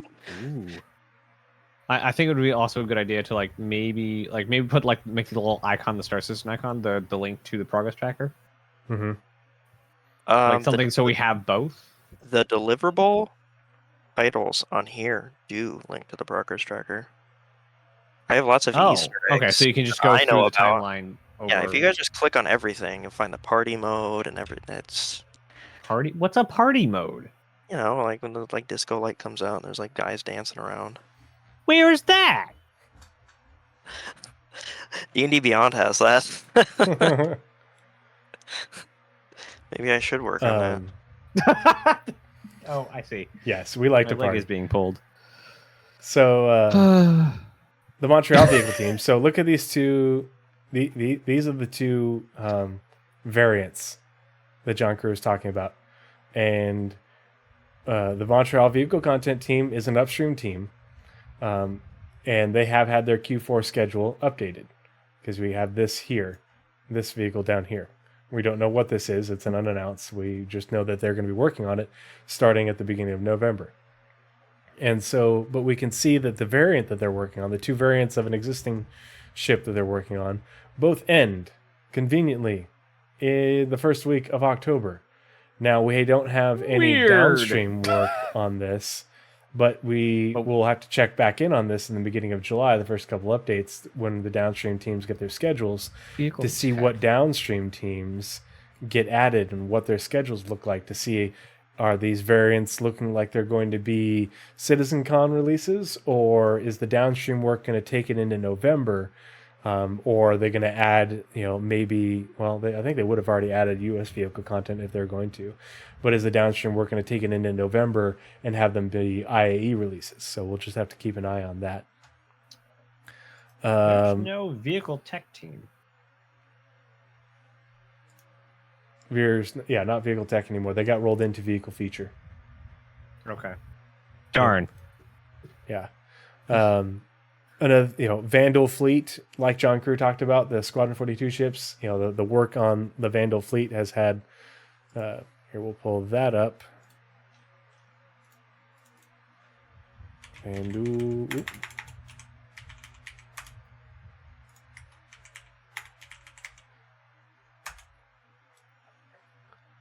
So the Vandal fleet hasn't had any work in a long time. Hasn't had any work since Q3 of 2021. And now they're getting work from US vehicle content alongside the work on the Squadron 42 vehicle support. So that ends in 2 days. Yeah, that sprint ends in 2 days. Will they get more? We don't know. Tune in next week, or at least in 2 weeks. Yeah. But they also know that this work right here, this was started at the very beginning of the progress tracker. And so we know that this work, that more work likely preceded this. And if you go back and watch those videos about the updates to the Squadron 42 vehicles and all the changes to the Vandal fleet and what they look like and the surfaces and everything, all that was going on from 2018 through 2020. And so I imagine that's when a lot of that work got done. And now we're seeing a lot of the work on more, the human ships versus the Vandal ships. Underground facilities only extended out to the end of September. Interesting. So. Oh, no, they haven't updated yet. They haven't gotten their Q4 yet. I remember because that is... Yeah, that's the team that's also doing building interiors, and I was doing some research on building interiors this last week. Are the sandbox teams upstream or downstream? Sandbox... They are upstream. Yeah, upstream. Yeah. Okay. Yep, I see what you're saying. Yeah, Yeah. So... The deliverable updated, but it did not update with Q4. Yeah. Okay. Give me that information I asked for. I can get it up on the scheduled work timeline, and you'll be able to see them. Mm-hmm. What now? That historical. They I was looking for old teams that no longer exist or were merged or split. Yeah. I will get right to work on that, I promise. Oh, that's why I was so far back. So vehicle tractor beams. Here's the work for vehicle tractor beams. Obviously, a little bit way back here. This is when the weapon content team made the art for the tractor beams, the Grey Cat ones, and we saw that in a newsletter. One of the newsletters. It was the one that goes. You saw it with the 315p. That's what this was way back when. And here's all the work that we've had recently. And this is going to get extended, I'm sure, into Q3. But, and hopefully we shall see in the next update, this next Wednesday, with more of the upstream teams getting added to give us a better indicator of how far out this is going to go. Because right now we don't have any upstream teams working on it into Q3, and those teams already have their schedules in Q3. So, that is it for the Delta report. Now, Shiny, let's talk about the scheduled deliverables report. So tell us about that one, how it differs from the Delta report, and how best to look at this information. All right. So the Delta report is a change log from one version to the next. The scheduled deliverables report looks at the most important time period that, in my opinion, that exists when looking at this stuff, and that's the time between this update and the next one, which is normally 2 weeks. So this looks at deliverables that are currently scheduled, where that red line crosses down through a deliverable, forwards into the future 2 weeks, and where that red line might be crossing into future scheduled tasks. And it's broken down into things that are definitely currently being worked on right now, because a day is scheduled right now that's in there. Or at the bottom, there's things that will be started in that next 2 week period. I think anything else that's scheduled past the 2 week period, it doesn't have a lot of credence because their teams move around so much. As we were just looking, the things get moved around, within the quarter all the time, not just further out. Yeah, and I'm a software developer. I'm a senior software engineer at my consulting company, and it's not like building a house where you've built the same house like 40 times in a row, and your crew, and this is how fast it's going to take to put these frames together, etc. Unless you're making a Madden game. Yeah, so unless you're making a Madden game, you just get some guy to draw New Jersey, and then you're good to go. You can't look that far into the future and say, well, this is how much time it's going to take. Something always comes up, some requirement changes, something you didn't think about. A bug might come up, and then that takes a bunch of time. You have to fix that. Emergency things. My website crashed. Yeah, and this is research and development, whether it's regarding software or anything. When you're doing research and development, there are always going to be things that you cannot foresee. And that's the research and development. And when they coincide, when the two, when you are researching something as you are developing it, that it's not going. You can't predict it with a high degree of accuracy. It's just the nature of the beast. The first 90% of the development takes place in the first 90% of the time, and then the remaining 90% of the development takes place in the last 10% or something like that. First 10% takes 90%, last 90% takes 10%. 90, 10. Yeah. Yep. Yep. So that's why I only look at these 2 weeks here, and it just tells you these are the things that they're prioritizing right now. You should be paying attention to what they mention in like ISEs during Star Citizen Live, any other posts that they make. This is the stuff that they're working on. Anything else maybe somebody touches it in that time, but I wouldn't worry about it too much if it's not on this list. Yep.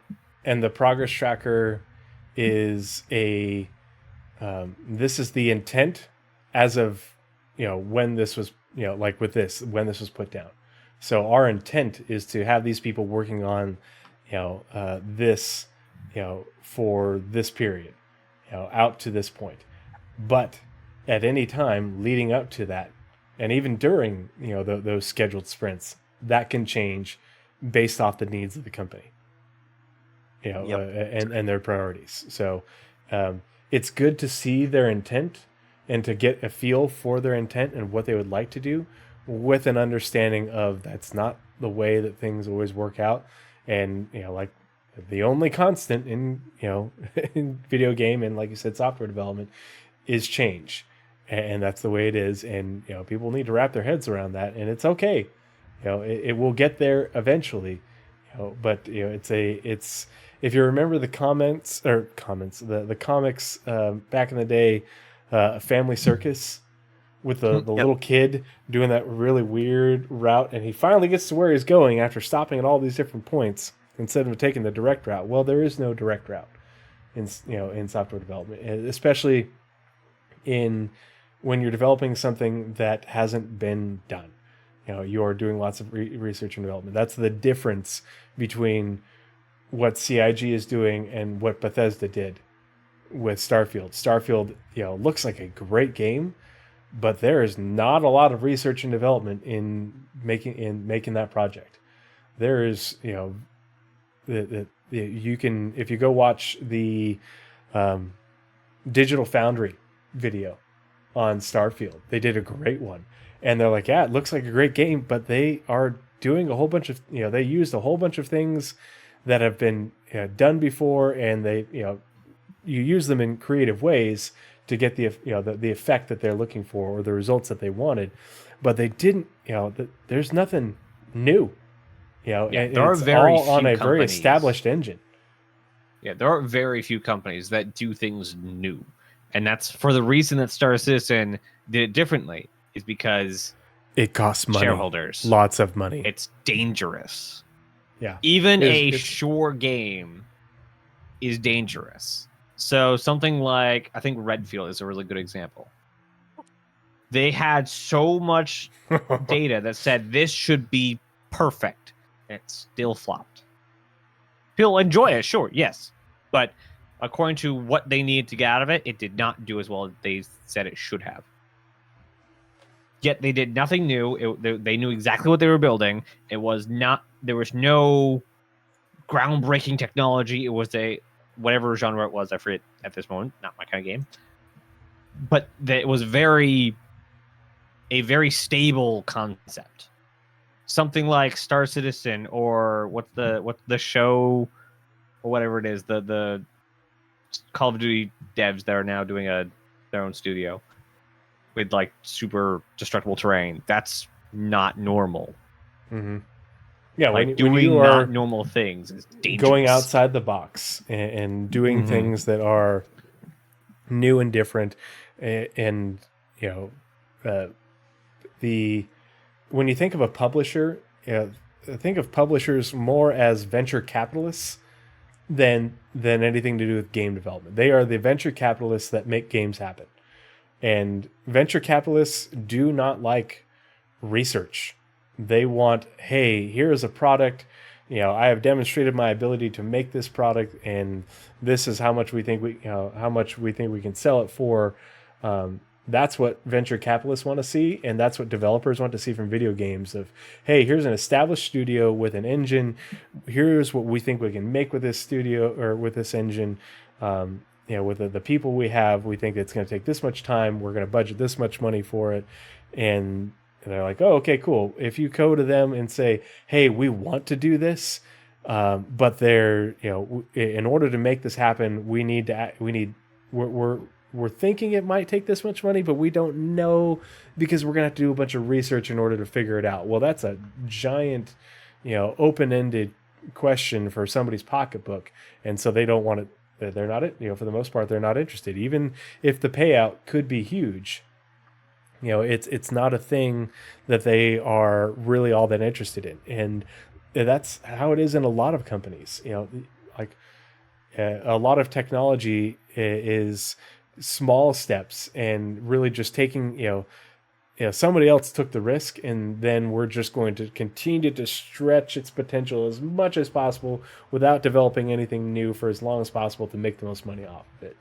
And that's how development of technology works, and digital technology is no different. Like a great example of that is Fortnite. Yeah, it was like a couple months of art skinned over a game mode that existed in Minecraft way before anywhere else. And a couple actual games came out with it, and actual independent games not in Minecraft came out. And so they knew exactly the flow. They knew exactly. The only thing they did differently was add a building mode that is one of the most common building modes in not Minecraft games.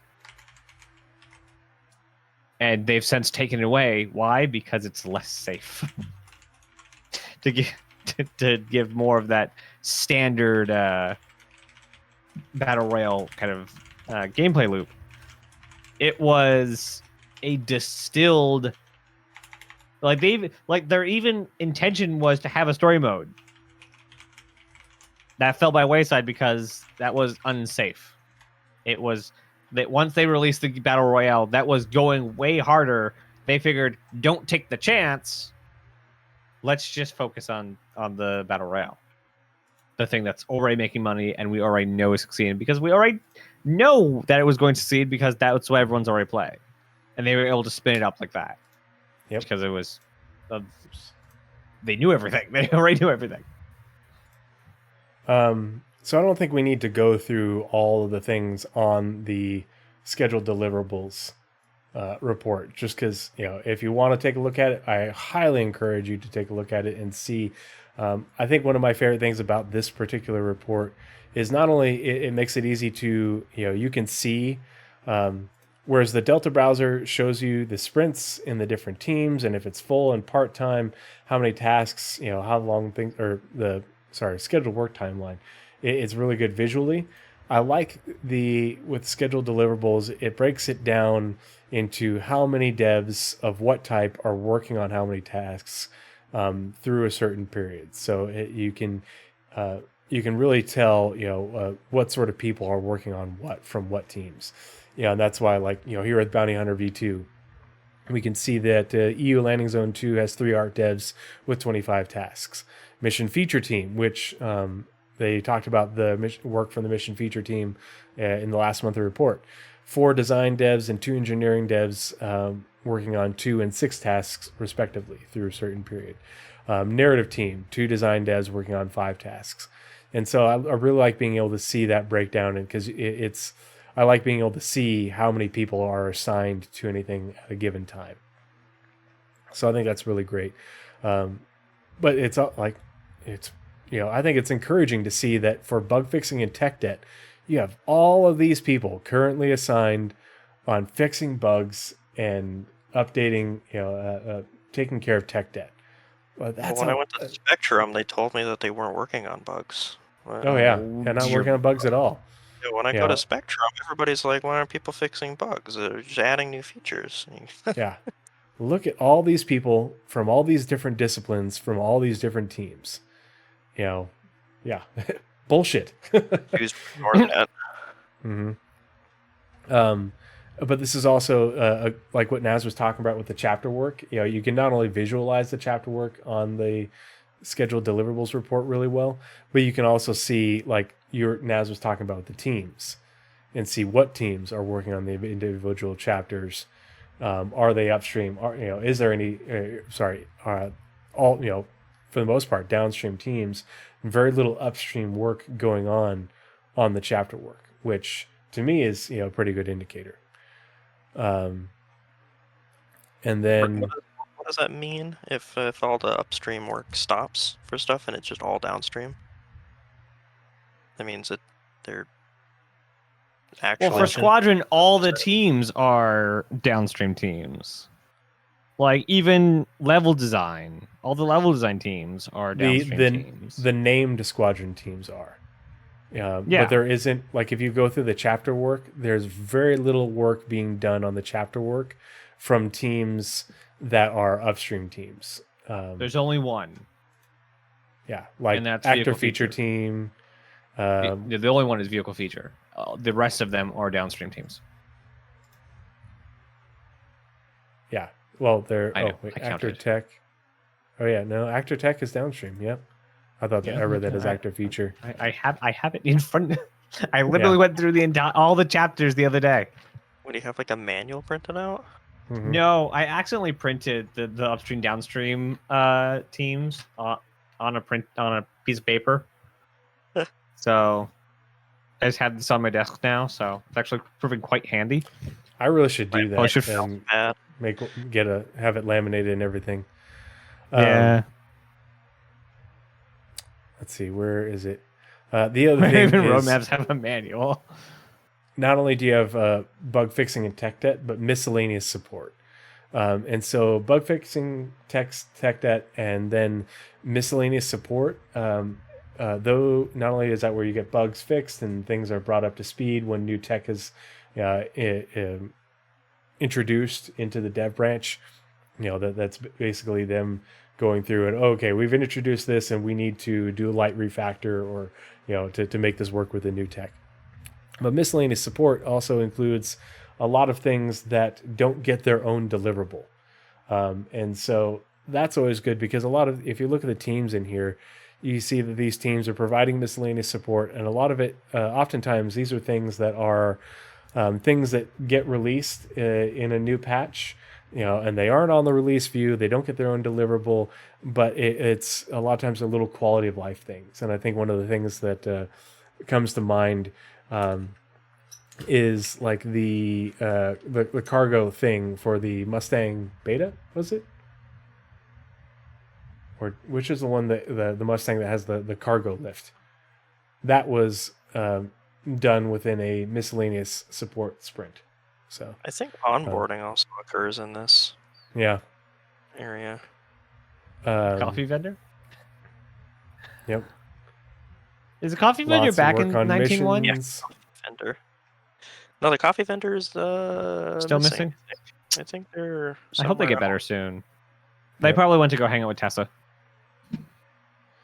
Systemic services and standing upstairs. tools is an upstream team, and so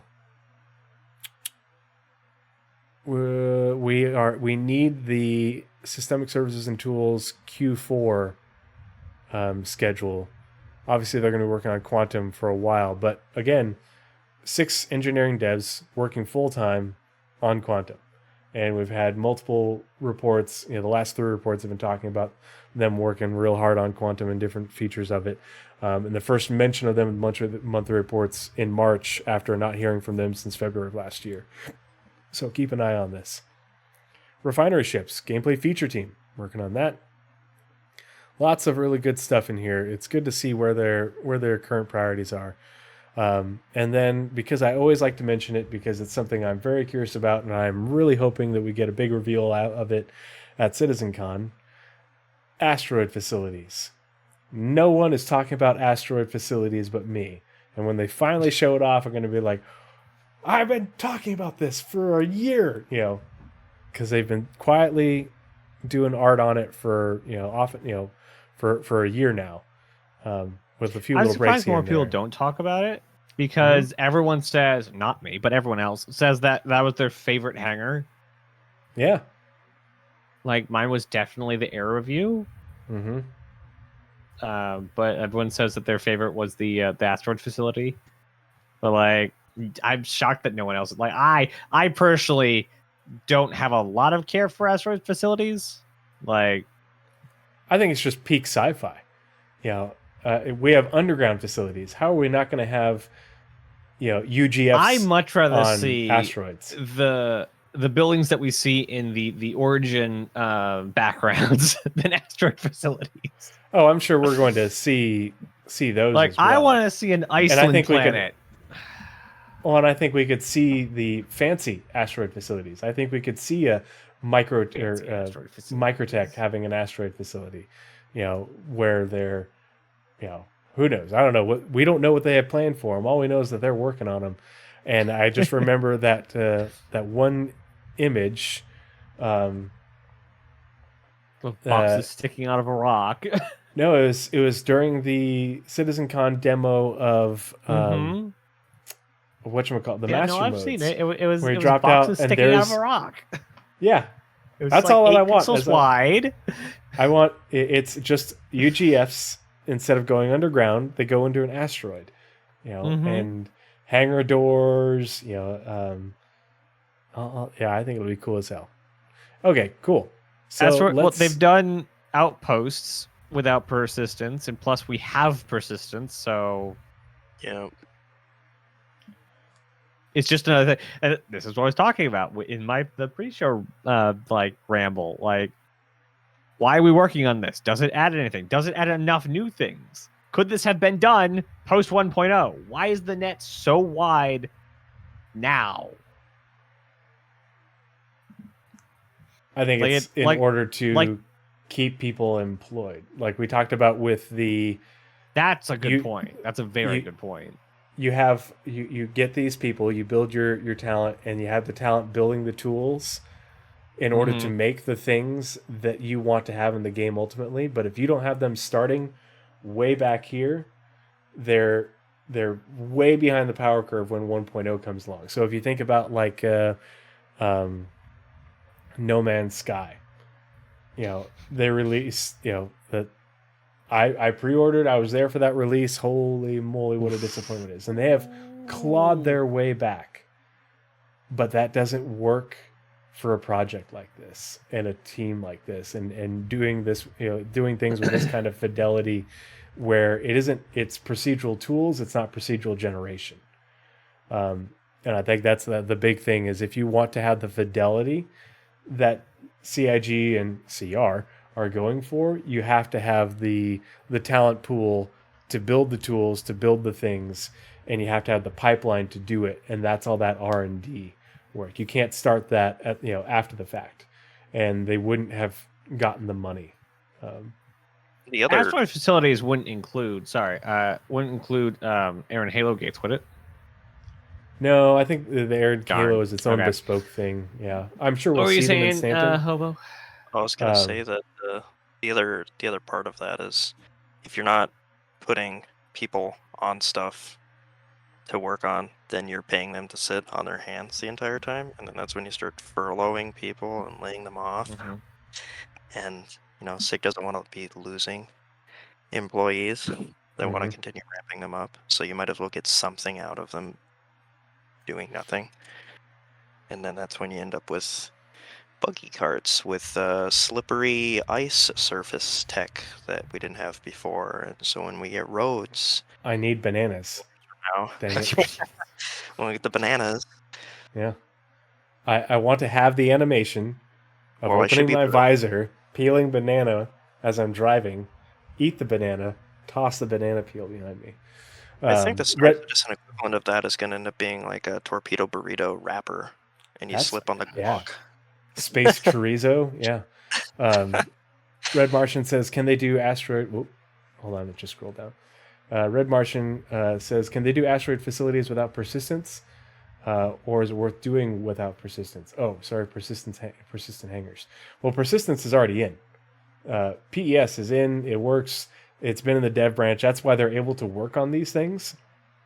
And I was talking about this with someone else, was on Twitter or whatever.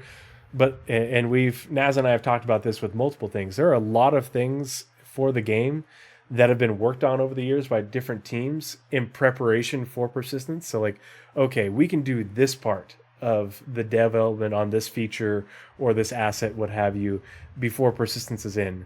But then we can only go to this part because we can't start hooking it into the game until we have that persistence foundation. And that's why salvage got delayed over and over and over again, because they could only work on so much of it until persistence was in, and it had to be built on that foundation. And that's why after PES was put into the main dev branch this time last year, all these teams are getting to work on further developing these features that they've already worked on to some extent.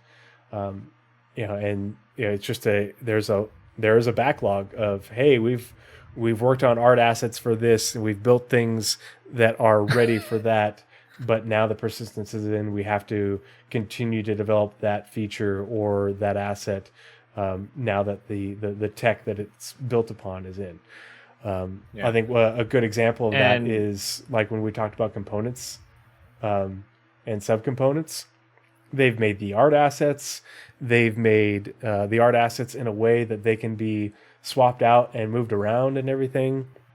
It's all, there's been a ton of work leading up to it, but they could only do it so far until we had the persistence tech to track it all. And that's why we haven't gotten that far into resource management besides all the prototyping and the developing of it. So and then, oh, go ahead. Sorry. The persistent, or the asteroid hangars, if I can find the correct tab again. Asteroid facilities or asteroid hangars? Asteroid facility. Where did the tab go? And they have talked about player-controlled space stations in the past, and I think that we will be able to control space stations, asteroid facilities, but it won't be. It will be kind of like how they've talked about. You can control a Bengal, but you can't own it. You can control a asteroid facility. You can control, maybe even take control of an underground facility, but you won't be able to own it. And maybe by obtaining control of it, you will be able to use the facilities and reap the benefits of it. But somebody can come in and take it, including the NPCs who originally owned it, if there were some. So that's why, like, for me, I'm excited about asteroid facilities. Is the lore, the way that they're talked about in the lore on the Galactopedia, is there's a lot of asteroid facilities that are abandoned. Hey, we were mining this giant asteroid or using this as a base for asteroid mining, in this asteroid belt in Nyx, and now they're abandoned facilities. That's what I was kind of getting at. You can make your base out of it. Yeah, asteroid facilities are not player habs. Yeah. So the asteroid facility says adding new asteroid facilities to this persistent universe, handcrafted traversable areas offering different gameplay opportunities in both the interior and exterior asteroids. And persistent hangars is work that grants players the ability to have their own persistent hangars. This will also bring changes to the cargo gameplay loop, allowing players to pack their grids manually. They have very little in relation to each other, though I'm sure that there will be some connection between them eventually. It won't be innate connection. And then there was another thing. Oh, a question: is persistent meshing tech behind Dual Universe the same as Star Citizen? If so, why hasn't CIG used that? Everyone loves those because that's never how games work. Almost never can you take something that a game is using or has built and use it in another game. That aside, no, the persistence, the way they're doing persistence and meshing in Dual Universe is not the same that they're doing in Star Citizen, mostly because it's the underlying tech and how they are dealing with serialization and things of that nature. There is very little to track in Dual Universe. It's a voxel building game, a voxel PvP building game, which they kind of screwed that up because they screwed over all of their builders basically the entire time. They just made it harder and harder to build cool stuff, and then they decide we're never going to optimize for building. We're just going to give you large guns and say, hey, you can kill each other now. I'm not salty. But no, Star Citizen and their server-side object container streaming and how they utilize variables and how they track entities and how many entities they have to track in systems and subsystems on ships and stations and NPCs. Dual Universe doesn't. I don't think Dual Universe has any. If they do, they're only in the dev-created markets that are in specific spots on planets. On that, they don't have NPCs. So they had to make entirely new tech. Because if they went to NovaQuark and said, "Hey, we'd like to buy your server mesh and tech," they'd still have to spend the entire an entire amount of time, lots of time, to rip it apart and take out guts and put their own guts back into it to make sure they can do all the things they need to do. And that's the part of the issue, like what Naz was saying, is the amount of data due to the level of fidelity in dual universe or lack thereof makes it so that it's a much easier ask in order to have persistence and meshing technology in dual universe versus in Star Citizen. The amount of data that has to be transferred and stored with the transferred back and forth onto the entity graph and to the servers, to the clients, but also transferred from server to server via server meshing is astounding because of the level of fidelity. And so it's kind of like, if you remember how when they talked about iCache failed, the iCache system didn't work, is because it didn't have the bandwidth and wasn't going and couldn't scale in order to support the needs of the Star Citizen universe. That's essentially what would have happened if they had tried to use a dual universe like solution. It would not have had the bandwidth and would not have been able to scale to meet the needs of the game with what CIG is building. With the one of the things they actually mentioned on Dual Universe was they were not going to do wheeled vehicles specifically because the draws for physics on the server. Yeah. So they said, hey, our server meshing cannot handle this amount of physics calls, so we're just not going to give you wheels, only hovers. Yeah.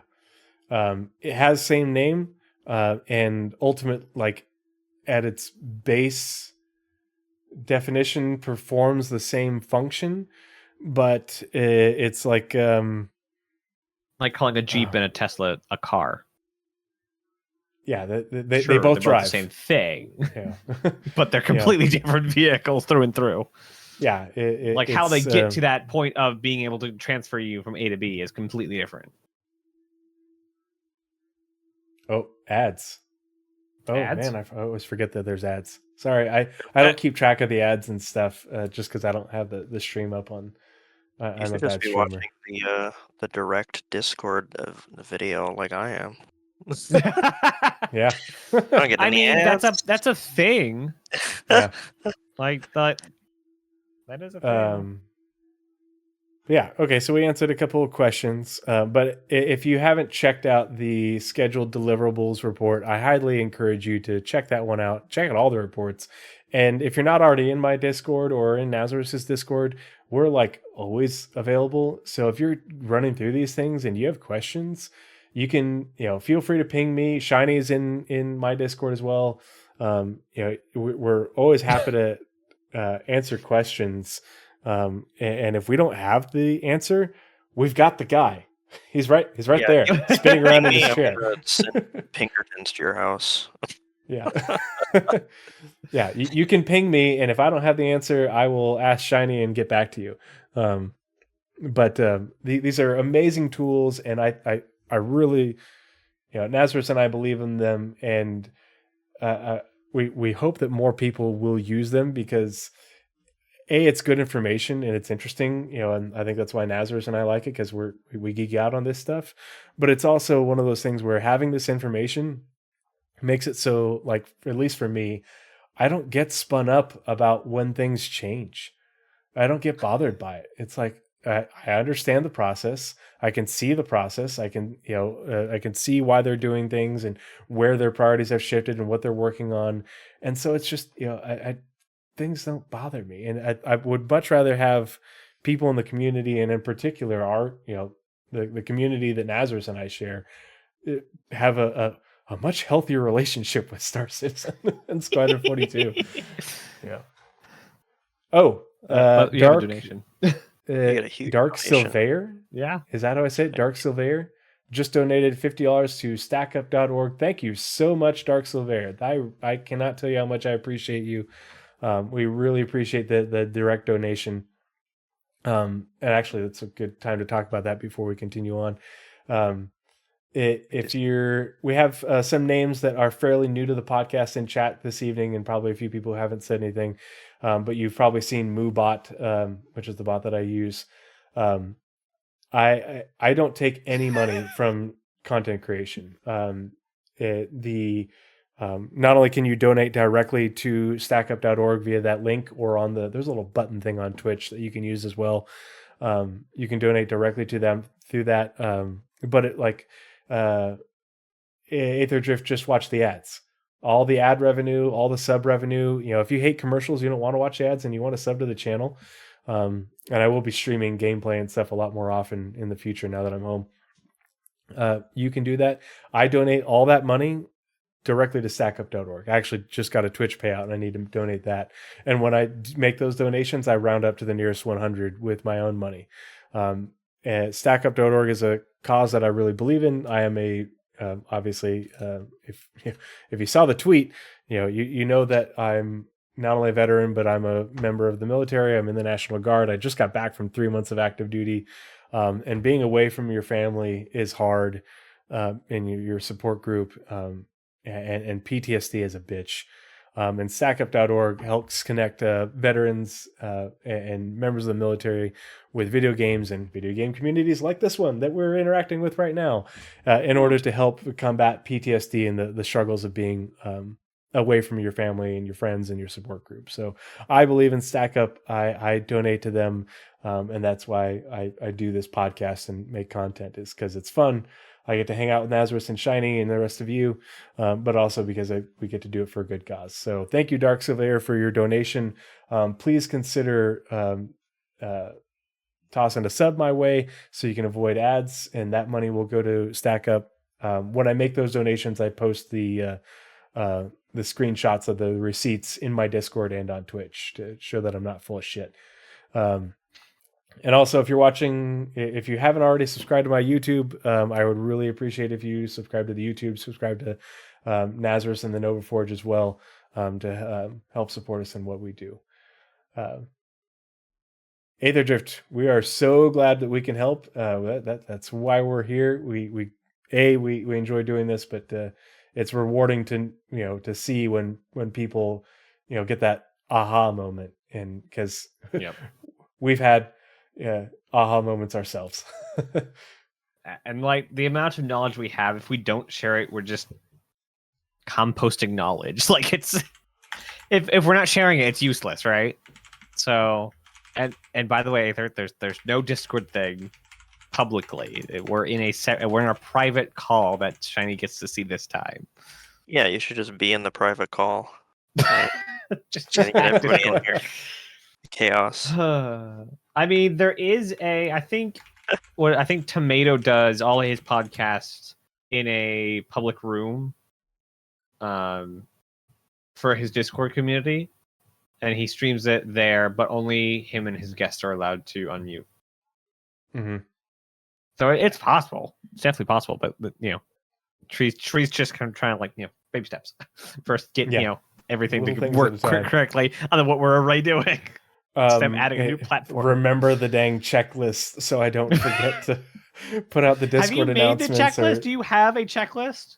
I do. Like it's saved on the laptop from when I've been deployed for the last 3 months. Yeah, but yes, I do have a checklist because I'm in the Army and I'm in aviation, and we use checklists. I'm not only in the aviation, which uses a checklist for everything. I'm in medicine, and we use checklists for everything. So, since we've been going back and forth to the scheduled work timeline, but before we talk about our last topic of conversation, Shiny, if you just want to, I forgot we still had that. Yeah, if you just want to break down how the scheduled work timeline works in comparison to the other reports, how best to read it. What features it has, so people, and as you go, I'll sort of do the Vanna White. Yeah, well, it works because I made it, right? And I just made it, Nice. and it works, right? No, it just works. All of the it's data Todd Howard. all the data that I work with here is pulled directly from data that's quote unquote available on the progress tracker. They just don't display it the way that I'm displaying it here. once they made the switch over to the new progress tracker, their 1.0 on it, they moved away from loading all that information up to an infinite loader. So as you scroll down, it makes a query to a server and it pulls down the data that's relevant to that section. I'm doing a similar thing here, just with half as many deliverables at a time so that your computer can catch up. Um, those endpoints are technically exposed GraphQL database endpoints. GraphQL is a database technology that is pretty similar to what they use for persistence tech, I think. It's a very like NoSQL graph-based document storage system. It's very fast for queries, but they don't have it hidden behind like a back end endpoint that then talks to the database. It's just talking, it's sending a query to the database and then it does stuff with it to display things. I pull out all the information. I did some work. I'm not going to say that I tried to do penetration testing against it to see what else I could pull from it. Oh my. Wink, wink. But I pulled as much information as I possibly could, and it turns out that it includes the individual schedules for everything. That's what those green and yellow bars are. And from that information, I was able to start generating reports. I didn't initially have team specific tracking done. So this one is going to be missing. If you went prior to February 17th of last year or something, it's missing these bars. I was just looking at the length of the deliverable in general and the deliverables themselves, which ones are added, removed, modified, and the modification was just the name of the deliverable, the description of it, the start and end dates, and that was pretty much it. And then it expanded from there. And the data that's included there, it tells me which teams are working on what, how many deliverables per thing, which ones are part-time, which ones are full-time, the discipline breakdowns of them. It's things that you can kind of find on the regular progress tracker, but you have to flip between deliverable view and team view. Kind Yeah, of a that's pain the in the ass. really frustrating part is flipping back and forth and keeping track of the same thing that you're trying to look at in order to see how it's broken down within a deliverable. And you have to, it's a bit cumbersome. And Yeah, here it's so I'm all in one.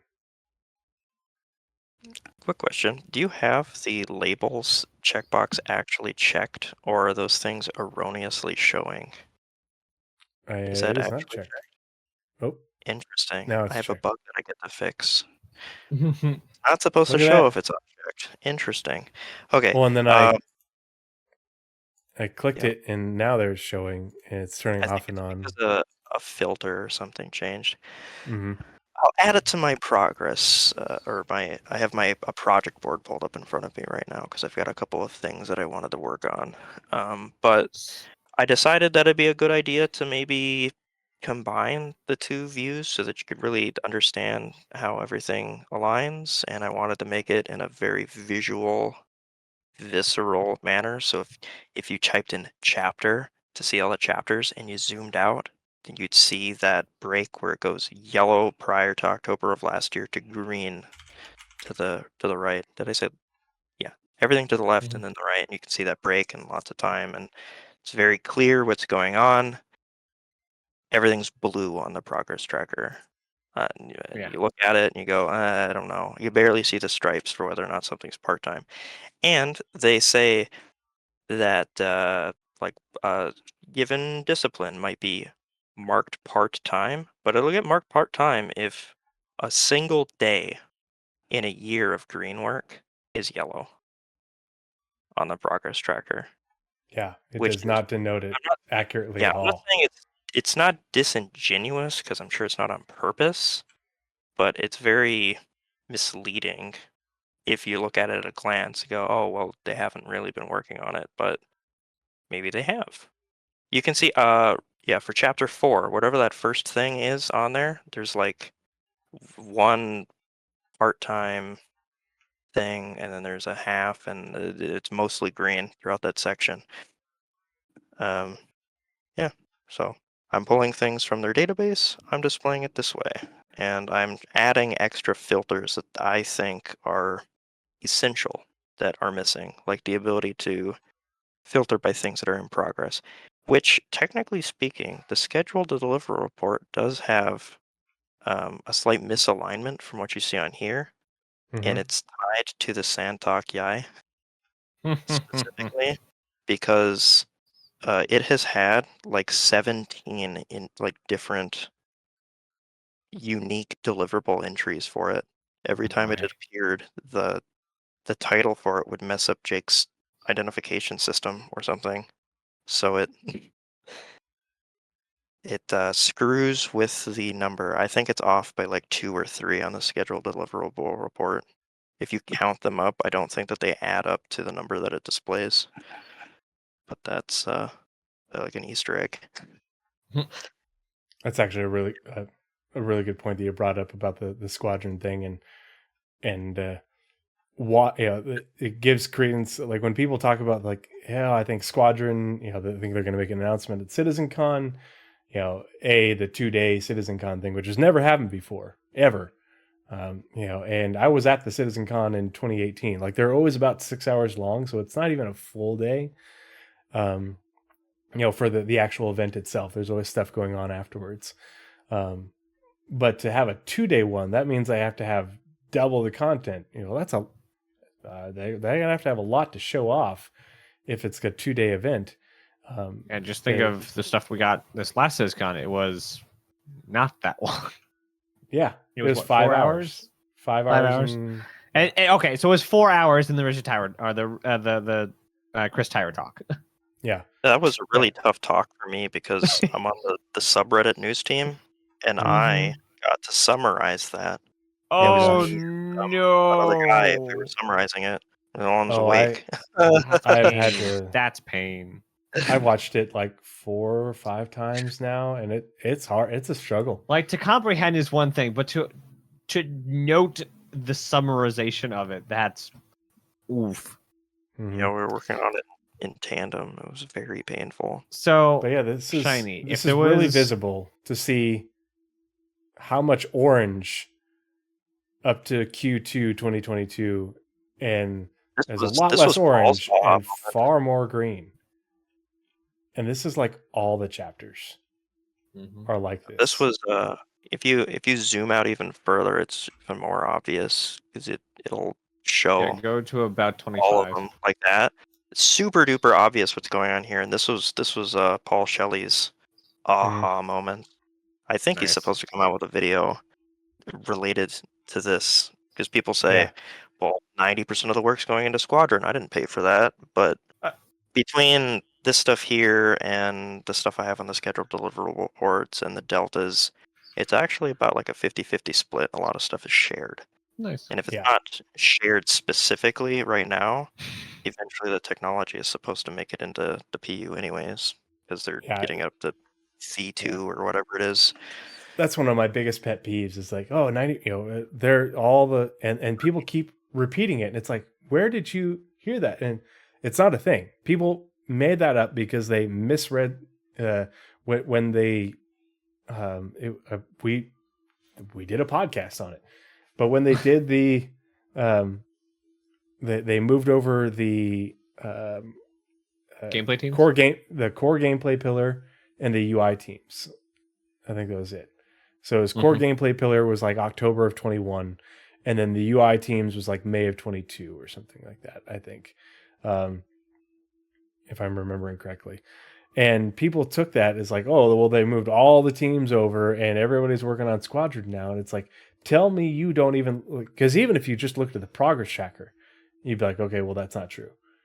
But just by, you know, using the Shiny Tracker, you know, reports and this, you can see that, you know, it is 100% not true, that it's never come even close to 90%. And it varies from week to week, because teams move around a lot and the schedules change. But on average, it's like it's almost like it's more like you have like a like a 40-60 split, I think, right now. yeah, and it's one it's it very because you have only squadron, only PU, and then both. And that's the rub of it is people like if you look at only squadron, people the devs that are working on only squadron deliverables, it hovers around anywhere 40 to 60%. It goes back and forth. And then the rest is combined or only PU. And sometimes it varies a lot more. But yeah, the morph video, but all the big content creators have said it. Burks has said it. Morph has said it in the video. Level Cap just said it like last week. It's been reiterated over and over again. And I'm like, stop freaking saying this. You're wrong. And most of 7%. Yeah. Most of the teams that are doing squadron only work are squadron only teams. Yeah. Yeah. And that hasn't and you don't changed. see the team breakdowns. If you look at this stuff here, the team breakdowns don't even come close to saying that most of the development staff is in a squadron team. Yeah. Like, where's So oh, I'm too far out. This is where the best way to look at it for any given week is in the scheduled deliverable report. And right now, this is a little bit wonky just because we're in that period of we're waiting to get our next big update here in a few weeks for the upstream teams. What was that man-hour counter thing? Which page was that on? It's the scheduled deliverables report under extra analysis. So I didn't see it. 50%, 54% of devs are working on Squadron 42 exclusively. 54%. Yeah. And that's out of the devs that are currently being tracked. That's not even all the devs that are being tracked. There's still there are devs unassigned. Just because there's actually supposed to even be more devs than 512. I made this based on information from 2021. They haven't come out with their financials for last year. Yeah. And so, but if we, based off of what we know, these are the people that are scheduled, and so it's,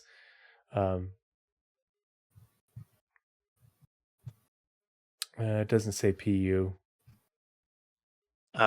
So he was asking about like man hours. So under the delta, I say that of all deliverables, it's 5% of them are squadron exclusive, but 54% of the devs are working on that 5%.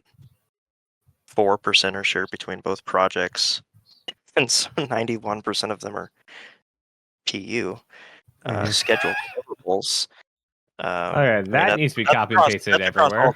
So the scheduled deliverables extra analysis there will tell you that currently the ones that they're working on, 34 of them are squadron exclusive. 54% of the work is being done on that 34%. The 26% is shared between both projects, and the remainder, 40%, PU only. Yeah. Is PU only. So you're sitting at 66% PU work. But they flip it around. The other misconception with this is that everything's tied to Jira. I can understand how that could be perceived that way. The wording from people like John Crew is very confusing. You're in my line of work, you understand it better. The Jake has to basically go around and get post-it notes from people, and then he puts it in this thing. Oh boy. That's why it takes so long, and it comes out at random times, and there are teams missing. It's a very manual process with a custom content management system that's built into the website. Which probably if it was all automatic, and Jake is not, Jake would not be sitting around waiting for development if he was developing it. He's not hitting a button and saying download the Jira. He's actually doing something. He's not trying to bring features. He has to go to other people to actually bring features in.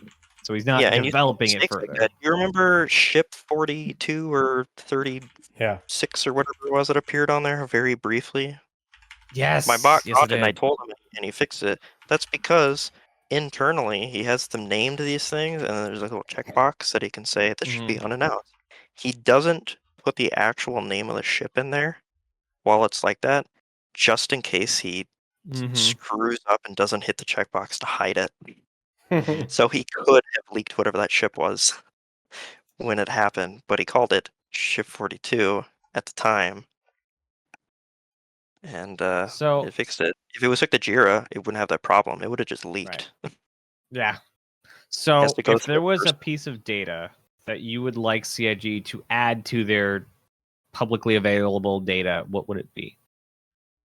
A piece of data that they.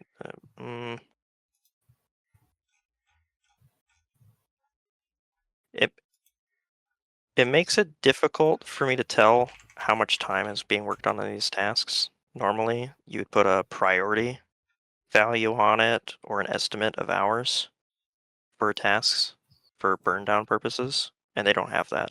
I think they used to have something similar to it, and they don't do it anymore because they don't want people looking too closely. I would like that back so I don't have to continue estimating man hours based on available data and some magic numbers. The magic number is 40%. Yeah. That's if you're part-time, then it means that you have a focus factor of 40%. It means you can be working on 2.5 different projects at the same time. And it varies, so it's like an average. That's what it was for me. So that's what I use. But there are part-time tasks that you might only need to focus on at like 5% of your time. If you have too much stuff or two really large tasks at the same time, you get whiplash and that slows you down. My estimates could be a lot better if I had additional information that would be stored in Jira that Jake is definitely not going to put on here. Extend his hours an extra 6 so you can sort that out. All right. So we have covered the the Roadmap Roundup for June 14th, and the various Shiny Tracker reports, as well as the scheduled deliverable timeline. Last but not least, so I wanted to pick these two guys' conversations, or no, have a conversation. I'm stroking out over here. Brains. Yeah, I want to pick their brains, have a little conversation regarding a conversation that I had over the last week or so, off and on with a number of people. And I wanted to do that with the community and those of you in chat, because I wanted to hear what your thoughts are. And I wanted to see where this goes, in Discord, on Twitter, that sort of thing. So I'm going to pull this up. So the May 3rd Roadmap Roundup is when they added the 3.20 column to the release view. And that's when they added ship trespass, new missions, retrieve consignment, and misc hull C to the release view for 3.20. And that was a week before the launch of 3.19. So right about the time when we should have been getting the release view for the next patch. Well, normally with the what we would normally have prior to the 3.18, what do we want to call the painful March that was 3.18? But prior to 3.18 and that struggle, the new cadence for the roadmap was that they weren't going to release start adding deliverables to the release view for the next patch until the current patch released. So that's why 3.19 was about to release, and so they started adding things to the release view for 3.20. Well, that's also based off of a quarterly patch system. So we are at the end of the quarter and the patch is releasing, and now we can, be we're far enough into the development, because the patches are on 6-month development timelines. We're far enough into it that we can reasonably say these are things with a 70% accuracy. They've passed a go, no go, that they're going to be able to make it into the next patch in 3 months from now. Okay, so 3.20 gets added to the release view at the beginning of May, which is the middle of the of Q2. And I'll pull up the release view. But on here, it says 3.20 is tentative Q3. Well, the Q3 patch prior to last year has always been generally aimed for the to be about CitizenCon patch to the beginning of October. Usually, it's in, I think it was in 2019 and 2020, or it was 20 and 20. There's 2 years in a row that it was released on CitizenCon. It was either 2019 and 2020, or maybe 2018 and 2019. And then for like it was a year the one or two, with, I know it was the one with the 400i. When the 400i came out, they did have the, oh, by the way, you can go play this now. yeah. Here, I looked it up on SC Tools. Ships, steel. That says November 10th, but I don't know why. 3.15.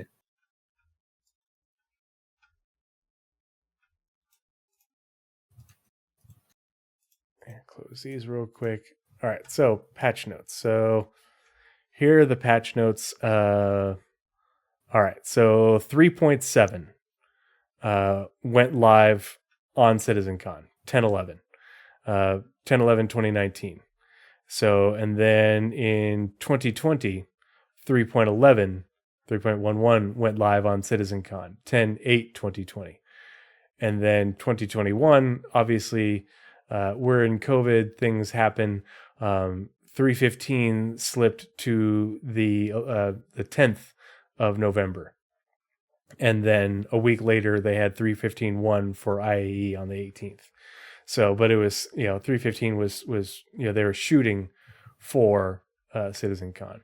And then obviously last year, it was just wonky. But Q3 has the Q3 patch for years has traditionally been aimed for CitizenCon, releases on or around CitizenCon, just because it's a week after the end of Q3. So I had this conversation with Night Cobb and a bunch of other people in the Ammo Discord and even in my Discord a little bit. But when I saw Q3 and 3.20 and the whole C, I was thinking, okay, they're releasing the whole C. They're working hard on vehicle tractor beams and freight elevators. They're working on quantum. This is, they are pretty confident that they can get the whole C in. Because they're talking about a CitizenCon patch again for Q3, and it's 5 months out from when they first added those things on there. That's a long time, especially if they've already been working on this patch for a couple months already, because that's how that works with staggered development. This patch, the 3.20 patch is already in, was already in development prior to these things being added. That branch. But then ISC happens, the last couple ISCs, and they show us the stuff for Arena Commander, which is a big part of all the gameplay things that are being added. And then they show us the Hull C, which isn't getting its physicalized loading and unloading, or at least not the full version. Like, we don't know how things are going to work with tractor beams yet, if you'll be able to take those containers off just yet. But it's a temporary implementation of the Hull C's cargo functionality.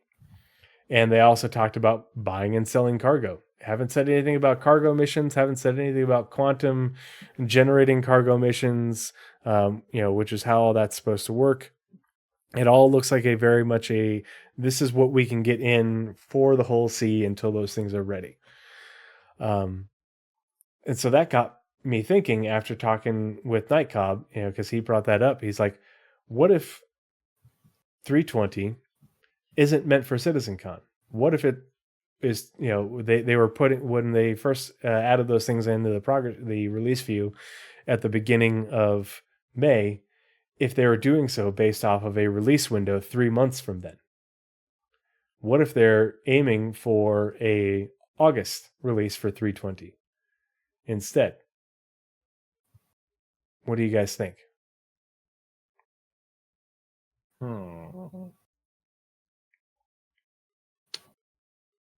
Like, I can get what you're saying. Because, like, timing is very odd. What they show us is very odd. But also, why move up the date of release just because you can? Much like with Pyro, why not just, we have extra time? If you think about it this way, so the whole sea's ready. We know they've been slow boating on it. It's ready. And we can't get the full version of all the cargo stuff we want for it, but we can get this in the next 3 months. And this is all the Arena Commander stuff that we can get in, 3 months from now, and we can have a Q3 patch. But so far we haven't seen anything on here, nor are any of these deliverables. When we look at, if we go back and look at their progress in the monthly reports, nothing seems like it's, hey, it's on the release view, it's already had a go, no go, but it's going to need an additional 5 months of work. I don't get that vibe from any of the things on here. And yeah, they could add more, but, they haven't yet. And if they were going to add more, and had an additional 2 months of time on that window, do you think that maybe they were premature in adding these things? That's what I'm trying to figure out, is why were they, if it is a CitizenCon patch, in the beginning of October, why were they planning 5 months out in advance? And if it's not a CitizenCon patch, what does that mean for what comes after? Well, all the Arena Commander stuff is in a done enough state that, like, it probably won't take them the amount of time till CitizenCon to figure that out. Like that's like you said, that stuff looks shockingly done. The stuff for making the whole sea work looks also shockingly done. Yep. But that doesn't mean other teams and other stuff is also in that state. Like, sure, they can be moving on to the next thing, those two teams, or the teams that do those two deliverables. But we could also see more stuff added. And also, like on the one hand, there's, as much as Chris can, he's going to want to not talk about stuff for CitizenCon. And on the other hand, this is the expectation of CIG, is to tell us what's in the upcoming patch. And during CitizenCon season, those two sides are warring like the entire season. CIG finally underpromising. I know, like that's it. It would be odd. That's kind of the thing. That was my thought, is because of when they changed the cadence for the release view and the roadmap. It was in order to make sure that they weren't overpromising and under-delivering. And so far it's worked. And it's like, okay, well, these are the things that we in the first month of adding to, because it's been just over a month, in the first month of adding to 320, this is all the stuff we've got. And it's not insignificant, but it's you know, it could be a Citizen Con patch, and it could take 5 months to put together. But if that was my thing, is like, it seemed when they added the whole C and when they were talking about quantum and the cargo stuff and everything, I was like, oh, okay, they think that they can get all that in 5 months. And then less than a month later, they're like, no, we can't get that all in time for this patch. And it's like, okay, so why? Is it because it's a more difficult thing? Updated their stuff. Because that's the other thing, is we have big deliverables in Bounty Hunter V2 and other things that I don't think are. Oh, I need to plug my phone in.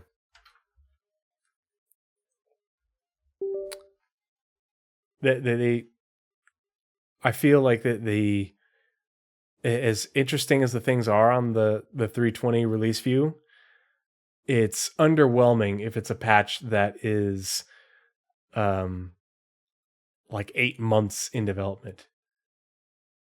Because Right, but like those stuff with that is 8 months of development wouldn't have shown up yet. Yeah, it might not. I don't know. That's what I'm thinking. Is like, do you think that's part of the question? Is, do you think over the next month we're going to see more things added to the release view that indicate a Q3 being early October? Or Was the 400i put on the tracker before CitizenCon? No, it was a straight to flyable, wasn't it? Pretty sure. Yeah, because it was an unannounced ship. Remember, it got leaked.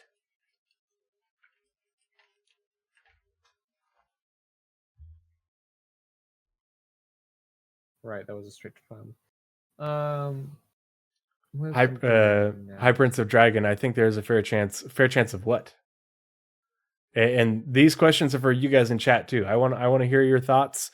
And if you're watching this later on YouTube or watching the VOD, drop your thoughts in the comments or hop in the Discord. Let me know what you think. I'm actually going to do a poll on Twitter because I'm going to. I might actually clip this or make a clip. Let's see. I just thought it was way backing. Kind of odd, and Shiny, you're awfully quiet. You're being contemplative as you spin around in your chair. I was just listening to Naz's thoughts on it. The cadence for releases since PES came out has been very irregular. Mm-hmm. I honestly wouldn't be surprised if the patch came out in November, to be honest. Despite your theory crafting coming out, it could come out as soon as August, I suppose, because this last one seemed exceptionally rushed. Not rushed, but like came out very, very fast considering PES was in the works for like what, 8 months or something. Mm-hmm. Huge. So we had 3.17 for 200 days or something like that. Maybe they're could be trying to like get back to sticking to a quarterly schedule once again, but things like the Hull C and the systems that are required to support the economy for that kind of stuff, if there are delays, I wouldn't see it coming out around CitizenCon. The biggest thing with the Hull C in the economy for me is there's no way to put in the Hull C without doing some serious work to either fudging the numbers of the system we have a lot. Yeah, all the time, like 100, even more than that. And then space stations, the only places where you could load these things up, only sell scrap or buy it. The way they've talked about it, you can buy the cargo. You buy the cargo, and then on the surface, and then somehow it gets. So that was loaded. actually I forget if it was Darsh or Paul. They actually talked to someone specifically. That's not how it is, even though that's how it sounds in the video. That's not how it is. You do buy it at the station, then fly your ship out of the hangar, go to that special spot, and load it there. It is not surface to station trading. Yeah. Even though it does super sound like that. They talked to someone specifically. It is not that way. That is a complete misnomer. And no, it is buy commodity at station, move to another station. And like you had to fudge the numbers 4,000 units SCU over 4,609 SCU. Nothing generates that fast. Nothing wants stuff that fast. So you have to do something to move, like at the lowest end, make the numbers like 100 times what they are now for stations.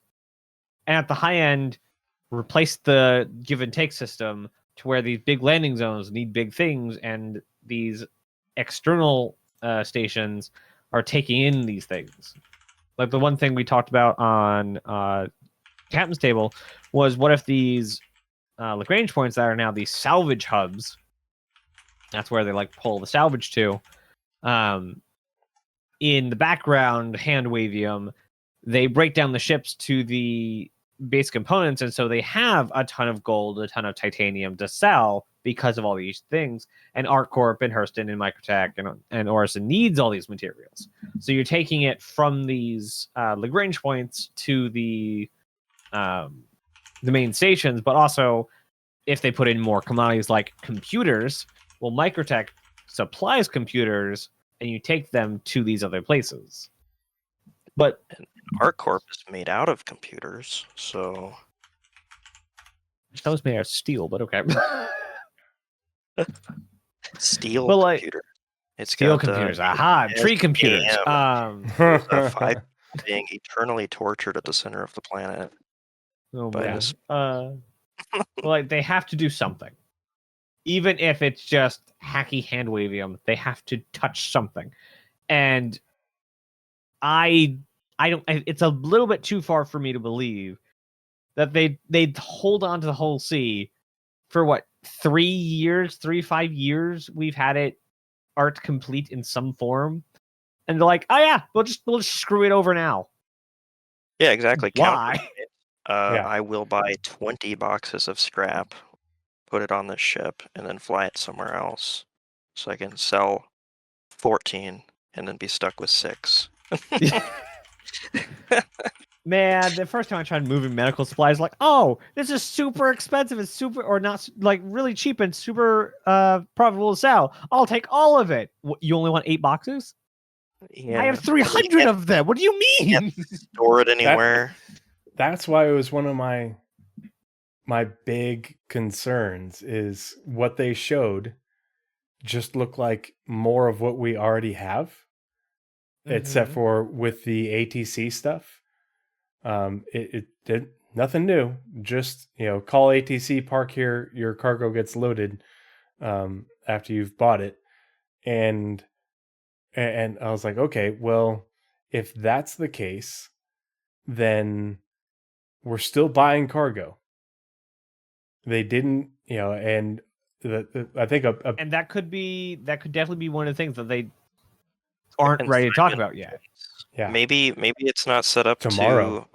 I think to handle the commodification of it, like us buying and selling, and then you have to rely on consignment missions to make up for the fact that stations do not have demand and supply. Yeah, and that's what I'm wondering, is what, is it easier for them to modify the economy or production and stuff regarding stations for us to for buying and selling, or are there going to be missions? I would have hoped that, and maybe they were holding, I mean, we could see this with the mission stuff tomorrow on ISC. They could talk about consignment missions, because they haven't yet. Right. At least not that I'm aware of, other than just the deliverables view. And so this could be a moot point. But from what they've demonstrated so far, it seemed very simplified implementation in order to get it into the next patch, because we won't have what we want for the full deal until later. And I mean, I'm really hopeful that we will see the actual cargo missions and the quantum economy generating those contracts for hauling sooner rather than later. Yeah, but we don't have much to go on. And that's still like, I circle back to the same argument. Why fudge it in now? Why wait so long? And then just like, the second part of the question. I guess because it's going to be delayed again, let's just shove it in now in a very horrible state, from what we've seen so far, a horrible state. Mm-hmm. Why not just do what we've been doing for the past 3 years and say, hey, when the economy can support it, we'll put it in. Yeah. Like, there are guaranteed ships we do not know about that have not been concepted, that are completed ships that they have not put in the game. This is a conversation that's been had in my Discord, and especially in Paul's Discord, because there's a lot of people obviously that are big fans of the whole sea, and it just seems like it's split down the middle of people are like, nope, don't care if quantum's ready or not, or if the proper loading and unloading is ready or not, send it. I want my whole sea, I'll take the fudged. And then there's people on the other side, and I totally understand the people wanting their ship, yeah, I was hoping that the ship would come. I was hoping that was the reason they were slow boating it. Now, obviously, there were some tech things that they have been waiting to get done, but those were done like last year. Well, no, like what John Crew talked about at the most recent ISC. They just figured out this thing, and it's also a thing that they need for. I forget what it was, but it had something to do with object containers moving, because of the way that the ass end of the whole sea works, almost like a module in the way it collapses. Expat Brat. So if you're not watching chat or anything like that, Expat Brat has joined us. Expat Brat is a content creator, if you're not familiar with them, that does really cool RP stuff. Been a guest on the Captain's Table multiple times. So if you want to toss a link in chat or something, feel free. But really, really fun and entertaining content. So I highly recommend it. But they say, let's see, I think they're having a hard time correlating the data between gameplay and fun with this is how much the ships we have sold in the store should cost in game with regards to time versus money dynamic. Yeah, that is one of those, like, when people talk about balancing, we always talk about like balancing for combat, but no one ever talks about balancing for how much how much fun is this related to how much it costs, or maybe fun isn't necessarily the right word, but like engagement, because things don't have to be fun, but they do need to be engaging. Like, some people find prison fun, a lot of people don't find it fun or engaging, and CIG needs to make prison more engaging. But that's there is something to be said for making cargo more engaging in order to increase the value, the perceived value, because some people are just fine with buy sell. But I think that it's kind of like how they've talked about the perception of value for Quanta, based off of their affinity. I think if they can adjust things to make it, the perception of fun and engagement more for more people, I think we'd get a lot more out of it. And I'd be completely fine with the loading system that they showed off, as long as it is backed by Quanta. Quantum, not Quanta. Quanta is a single unit in Quantum.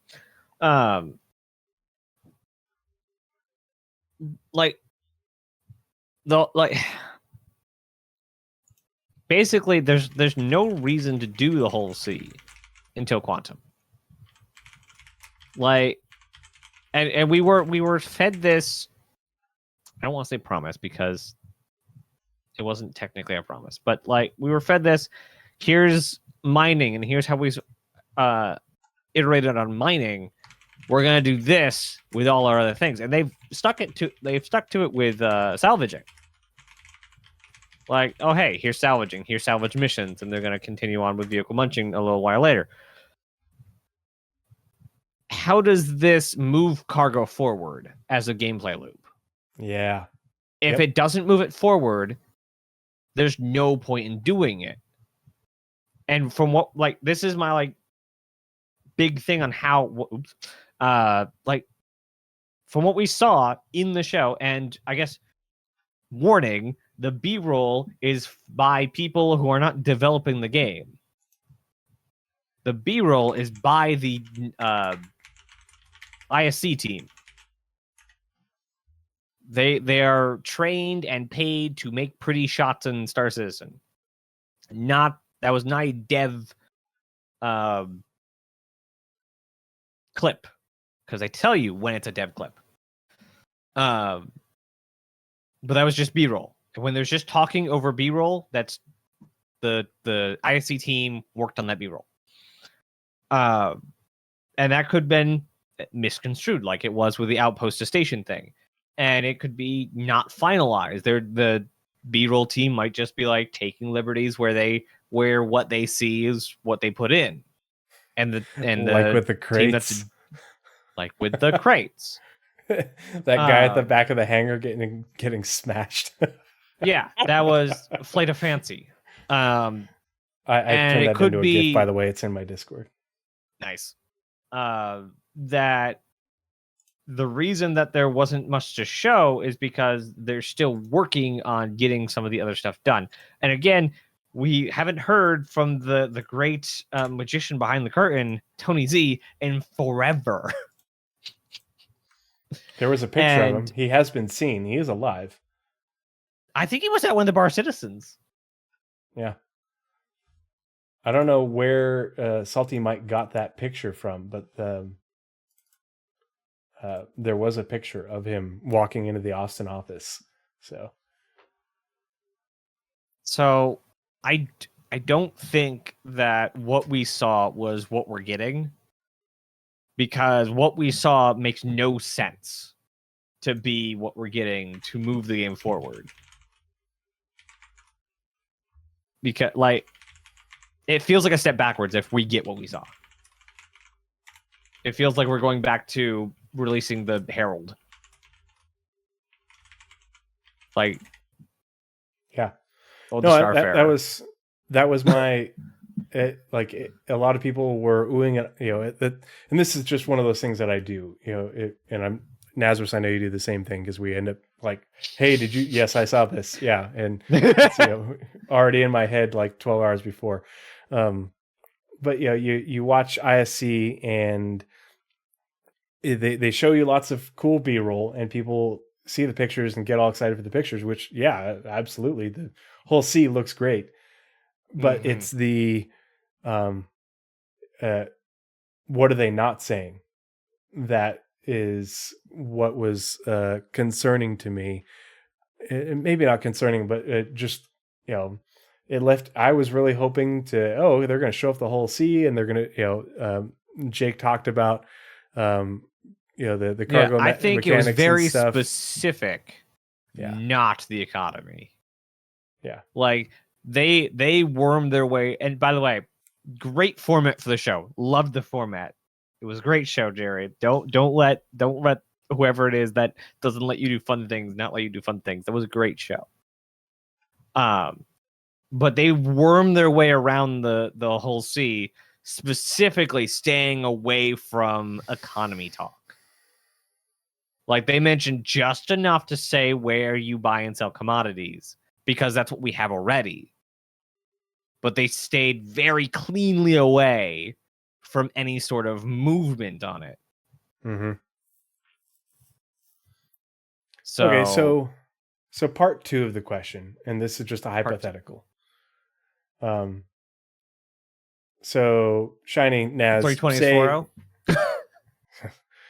so and those of you in chat as well, I want to hear your thoughts on this too, because when Nightcob brought this up, I totally it stopped me dead in my tracks, and I was literally looking at my phone as I was brushing my teeth to get ready for bed, and then I did like that meme of that guy sitting in bed just with his eyes wide open, because I could not fall asleep after thinking about it. After we talked about it for like 5-10 minutes, and I had a big test the next morning. It was rough, but so say for argument's sake that the release cadence is not the release cadence, but what we normally think of as the release cadence, where the patch is coming at the end of the named quarter or the beginning of the next one, because it's always 2 weeks later more. They start evocati by the end of the name. Your Q2 patch is always the first week of July or so, first second week of July, because it's always a little bit late. So let's say that 3.20 is an August patch, and they're adjusting the schedule so that the actual quarterly patch is intended to be within that quarter. That they're using it as like a reset. What do you think that means for patches to follow up to and including 4.0? For example, if 3.20 is in August and we're still a ways out on server meshing, do you think we're going to see a 3.21?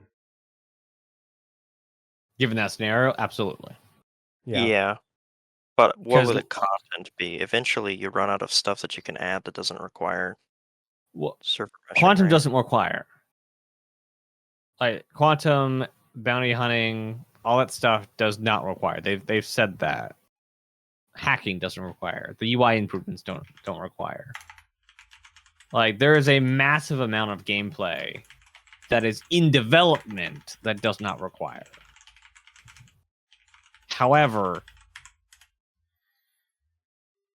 I think it would be a net negative if all year we've been waiting for that 4.0 to show up, and we're like, okay, there's probably gonna be a 20, and most people just kind of accepted it when it showed up. I think a lot of people are gonna get way more antsy if a 21 shows up. What about when the 30 shows up? We're in 3.30. I just keep going. I don't imagine it could even get close to. Like we already know, at least those who software develop, we already know their hope is to have a player touch server meshing by December 31st, which means we're gonna spend at least the next quarter, at probably the next half of the 2024, dying over server meshing, whether that be in PTU, in open PTU, or in a broken state on the live servers. Like, it's... Or they've just not told us anything for the past half year because they're going to do something strange, which is unlikely. Because they jump at the chance to talk about stuff that they're doing better than expected. And that's the weird thing for me is, like, say there is a 3.21, and I think a part of this stems from and this is just me speculating, that there's nothing to back this up, but I think that CIG really wants to have quantum, and not only quantum, but the AI services that make up Bounty Hunter V2. I think they want to have those in prior to 4.0 and Pyro, so that way the release of Pyro is more meaningful. And they're not releasing all those things at the same time. Like, 4.0 has Bounty Hunter V2 and Quantum and all that all at once. It's a huge ginormous release. That seems like a bad strategy to me. And that's why I was thinking it's that too much 320 to would have some Quantum. But if they're okay, so 320 doesn't have Quantum, and it's still the faked economy. Well, then maybe they're trying to get it for 321. Okay, well then when's 321? And if 321 is, say, the December patch, that's what they're going for. They just needed a bit more time. Well, then why wouldn't they just hold on to the whole C? Like, yeah. Yeah, I don't know. It's definitely a weird one, and this is all CIG's fault that we're even here talking about it, because either in relation to what they said with the whole C, they said something they shouldn't have, or they didn't say something they should have. And this is, again, that problem I keep having. We're not shown milestones. The last milestone we were said was a player hopefully will play a version of server meshing before the end of 2023. Does that mean they have a demo at CitizenCon? Could be. But that's the last milestone they said. They didn't say when they want Quantum in. We haven't heard about Quantum in a while. They haven't said what they want the whole C to come with. We haven't heard what Bounty Hunter V2 means. Like, we have no landmarks to snippets. go by. Yeah, we haven't gotten an update on server meshing because we had that video. What was it, 5 months ago when you were talking about it earlier? I had just pulled it up. Server meshing part 1. Yeah. Meshing together. That and one. I don't know where it Donde went. es part 2. Donde es part 2. There we go. Meshing together was 4 months ago. Specifically, February. So it was in 16th. February? Okay, yep. Yeah, 4 months. And how have we not gotten to part 2? Like, how? I was expecting it to be the next week, not next year. Next week. Well, I suppose if you don't have it finished and working, and you don't have new information on how it's supposed to work, what are you supposed to talk about other than, oh yeah, we've been working on it? I I think encounter that all the time when I have like clients that I need to do like a daily stand up for, but I'm in the middle of work. It's like non-functioning. I don't have anything to show them, but I'm expected to tell them what I did the prior day. I feel like that's what SIG feels the community is to them. It's like, yeah, no shit, we're doing stuff on it. But it's currently in a broken state, and if we tried to show it to you, you'd see that it's broken. Who would have guessed? Well, but they didn't show us anything in that first video, and that video fell flat on its face. The messaging was not good, and unless you've been following it religiously, I could totally see where the confusion came from. But I think that they could give updates on, hey, this has been our progress on this. We are working on this service that does that, this service that does that, or connecting these two things, blah, blah, blah.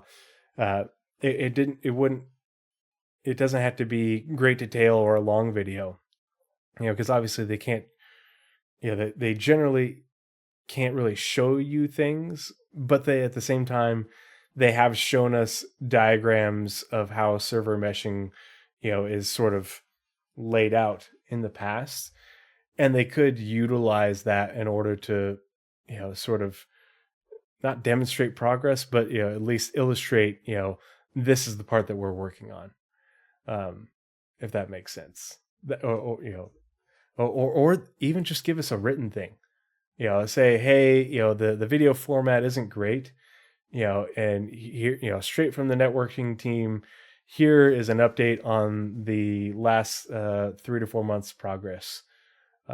So they specifically said in that video,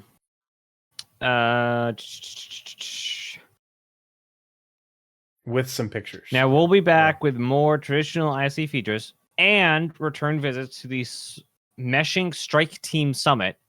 So this is already recorded stuff that they're going back to, because the Meshing Strike Team Summit was an event, not a continuous event. It was a summit Sounds in the badass. coming weeks.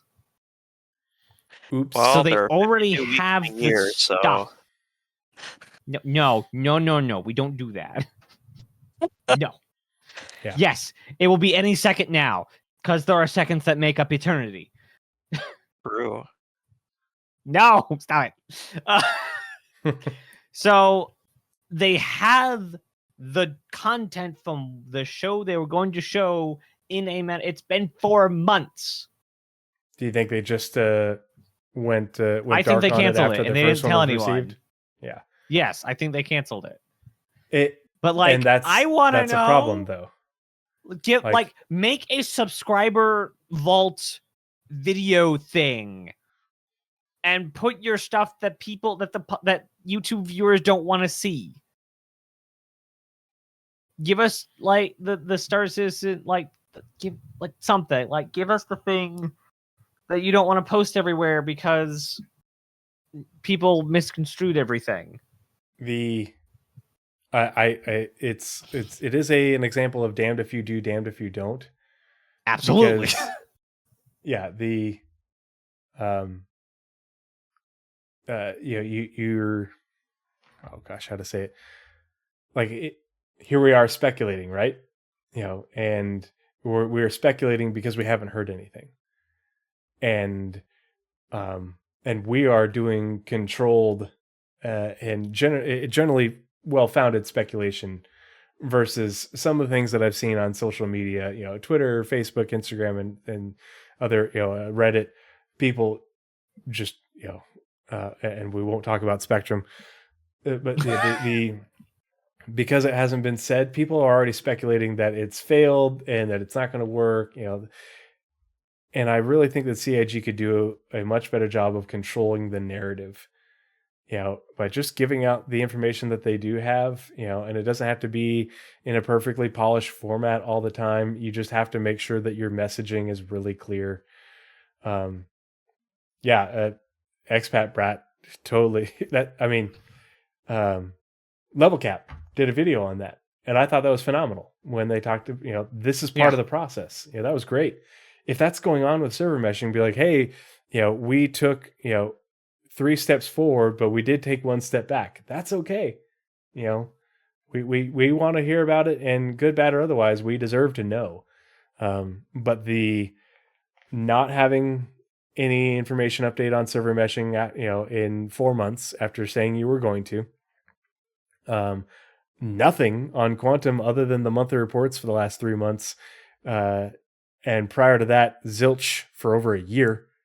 And no word from Tony. They're working on it, and we don't need another big old diatribe or anything, because obviously you're working on it. You've already told us how it'll work, but an update. Just tell us what stage you're at.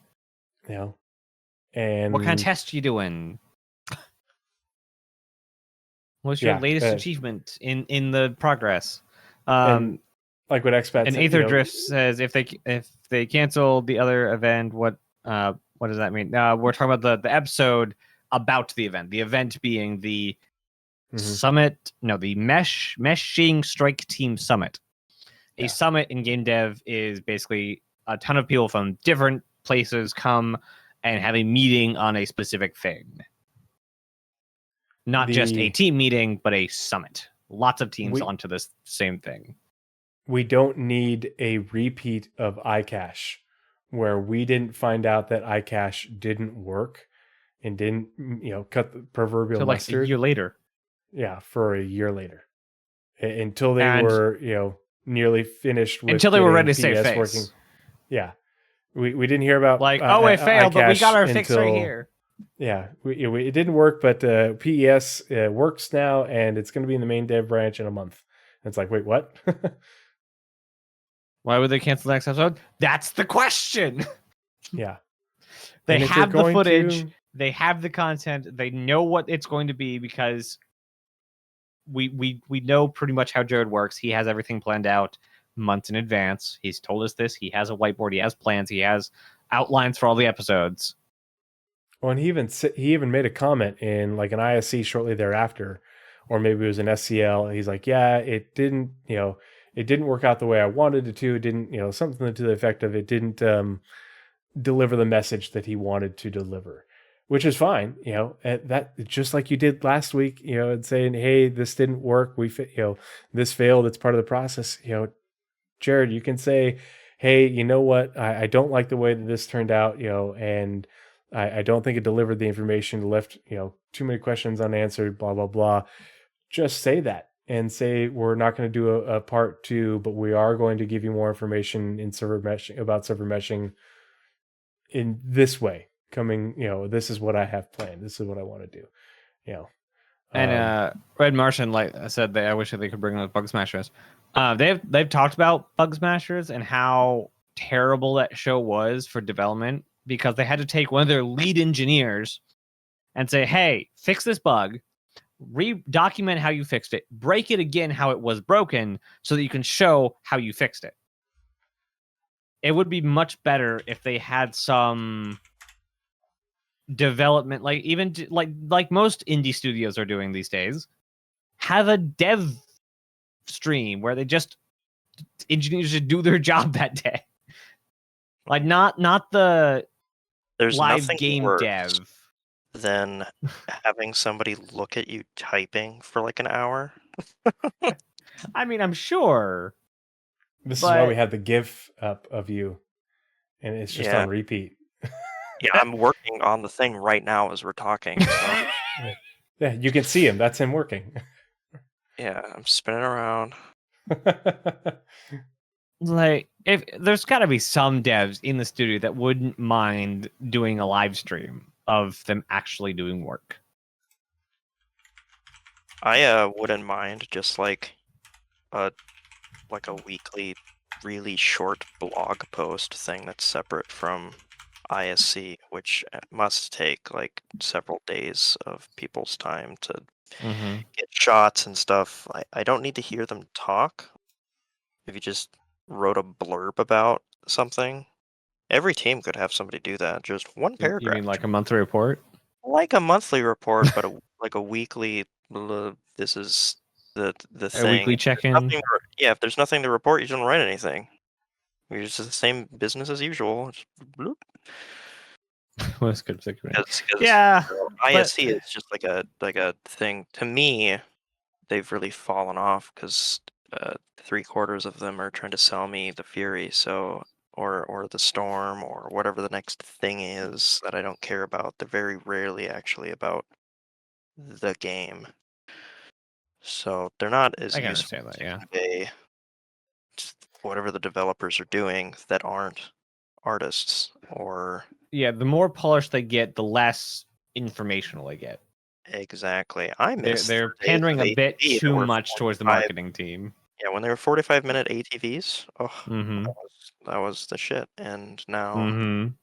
it's we'll wait for the monthly report to get something, Yeah.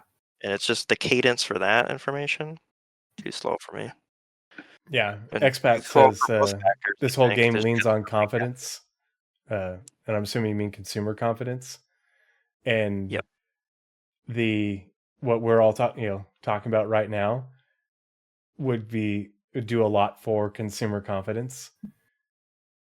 And if you want people to buy ships, you need to give them confidence that their ships are going to mean something.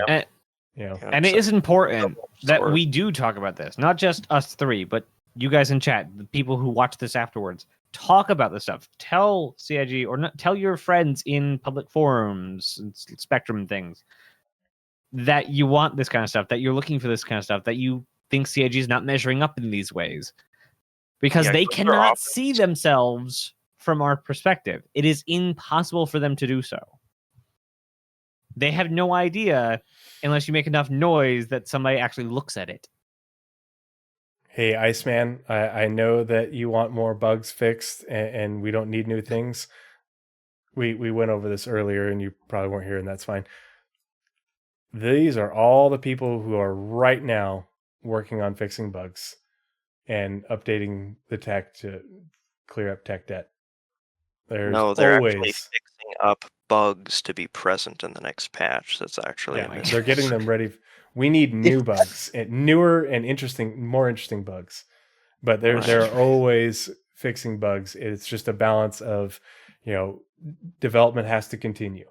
The game will never be, the game will never release. Features will never get in if they stop developing to fix bugs, especially when a lot of those bugs are just going to be addressed by new tech and new features coming in or refactors.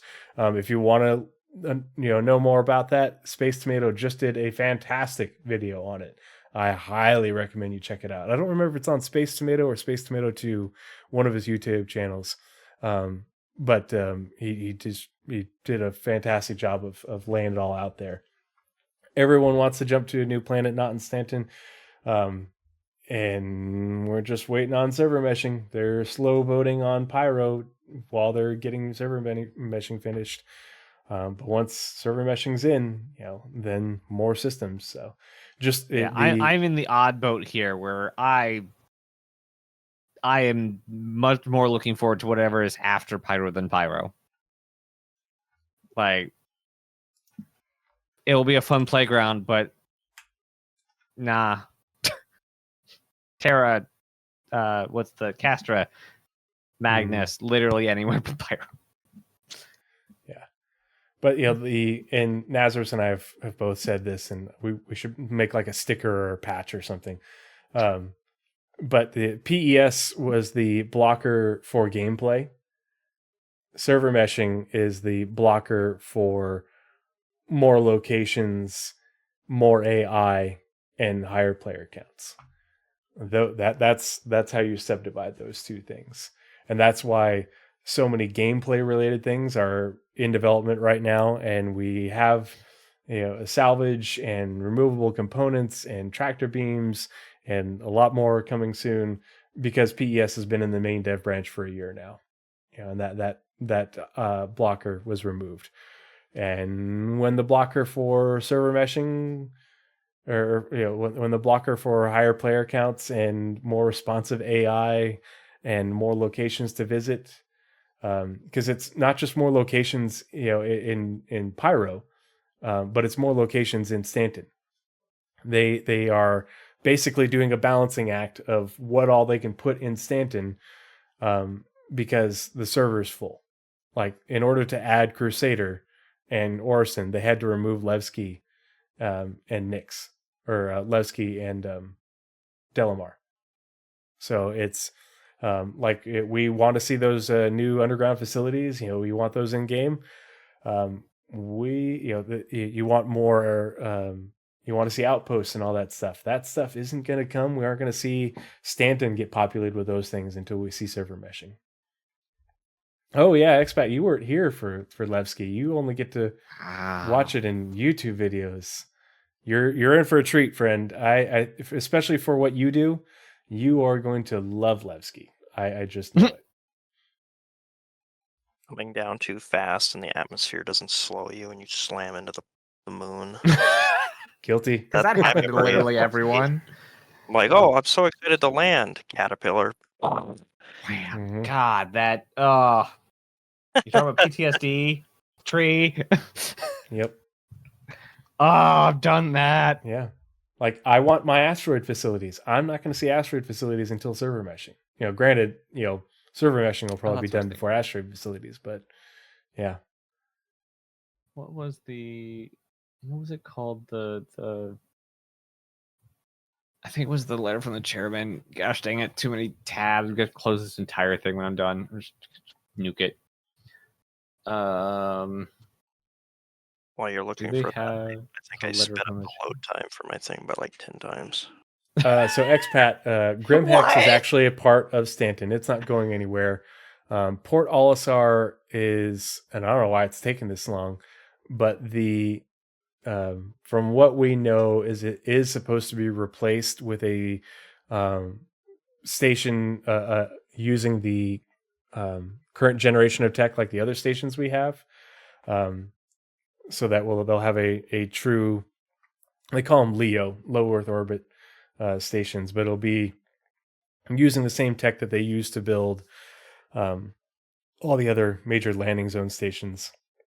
I know it's nostalgic for a lot of people, but it is super old legacy tech, and it's a giant resource hog, and so it As needs someone to who's go, been and here it's not- since yeah. before 3.0, nuke it. Yeah. I want Port Olisar to have gameplay, have the appropriate gameplay, and it the way it is, it cannot. Port But I think Olisar that always needed trams between the arms. They a long time ago they could have decided to update Olisar and to keep it, but they decided not to update it and to make new tech that they didn't want to use for it. So they have Yeah. decided long time ago that they were going to replace it, not update it. yeah, At least hangars are the way. The other thing about So, stations now, is these stations only have a small fraction of their interior filled. They are Mhm. designed so that way, because you need server meshing in order to add all that stuff.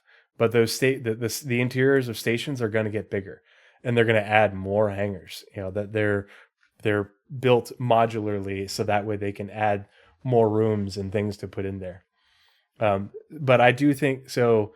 One thing I do think that they should do with Port Olisar is remake it using the current tech, so it isn't, because it's not only not compatible gameplay wise, but it uses a bunch of old tech.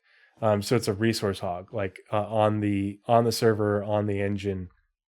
But if you can remake it using the new tech in order to make like a derelict, I think that would be cool. Yeah. Oh my gosh. Okay, so it was late. So yeah, it was the first letter from the chairman with the timeline. And the DGS server node split is one of the soonest, most important things tech-wise. Splitting up the DGS node from the replication layer and allowing multiple servers to split simulation is the first time we actually see a server mesh. This is not a place-based mesh.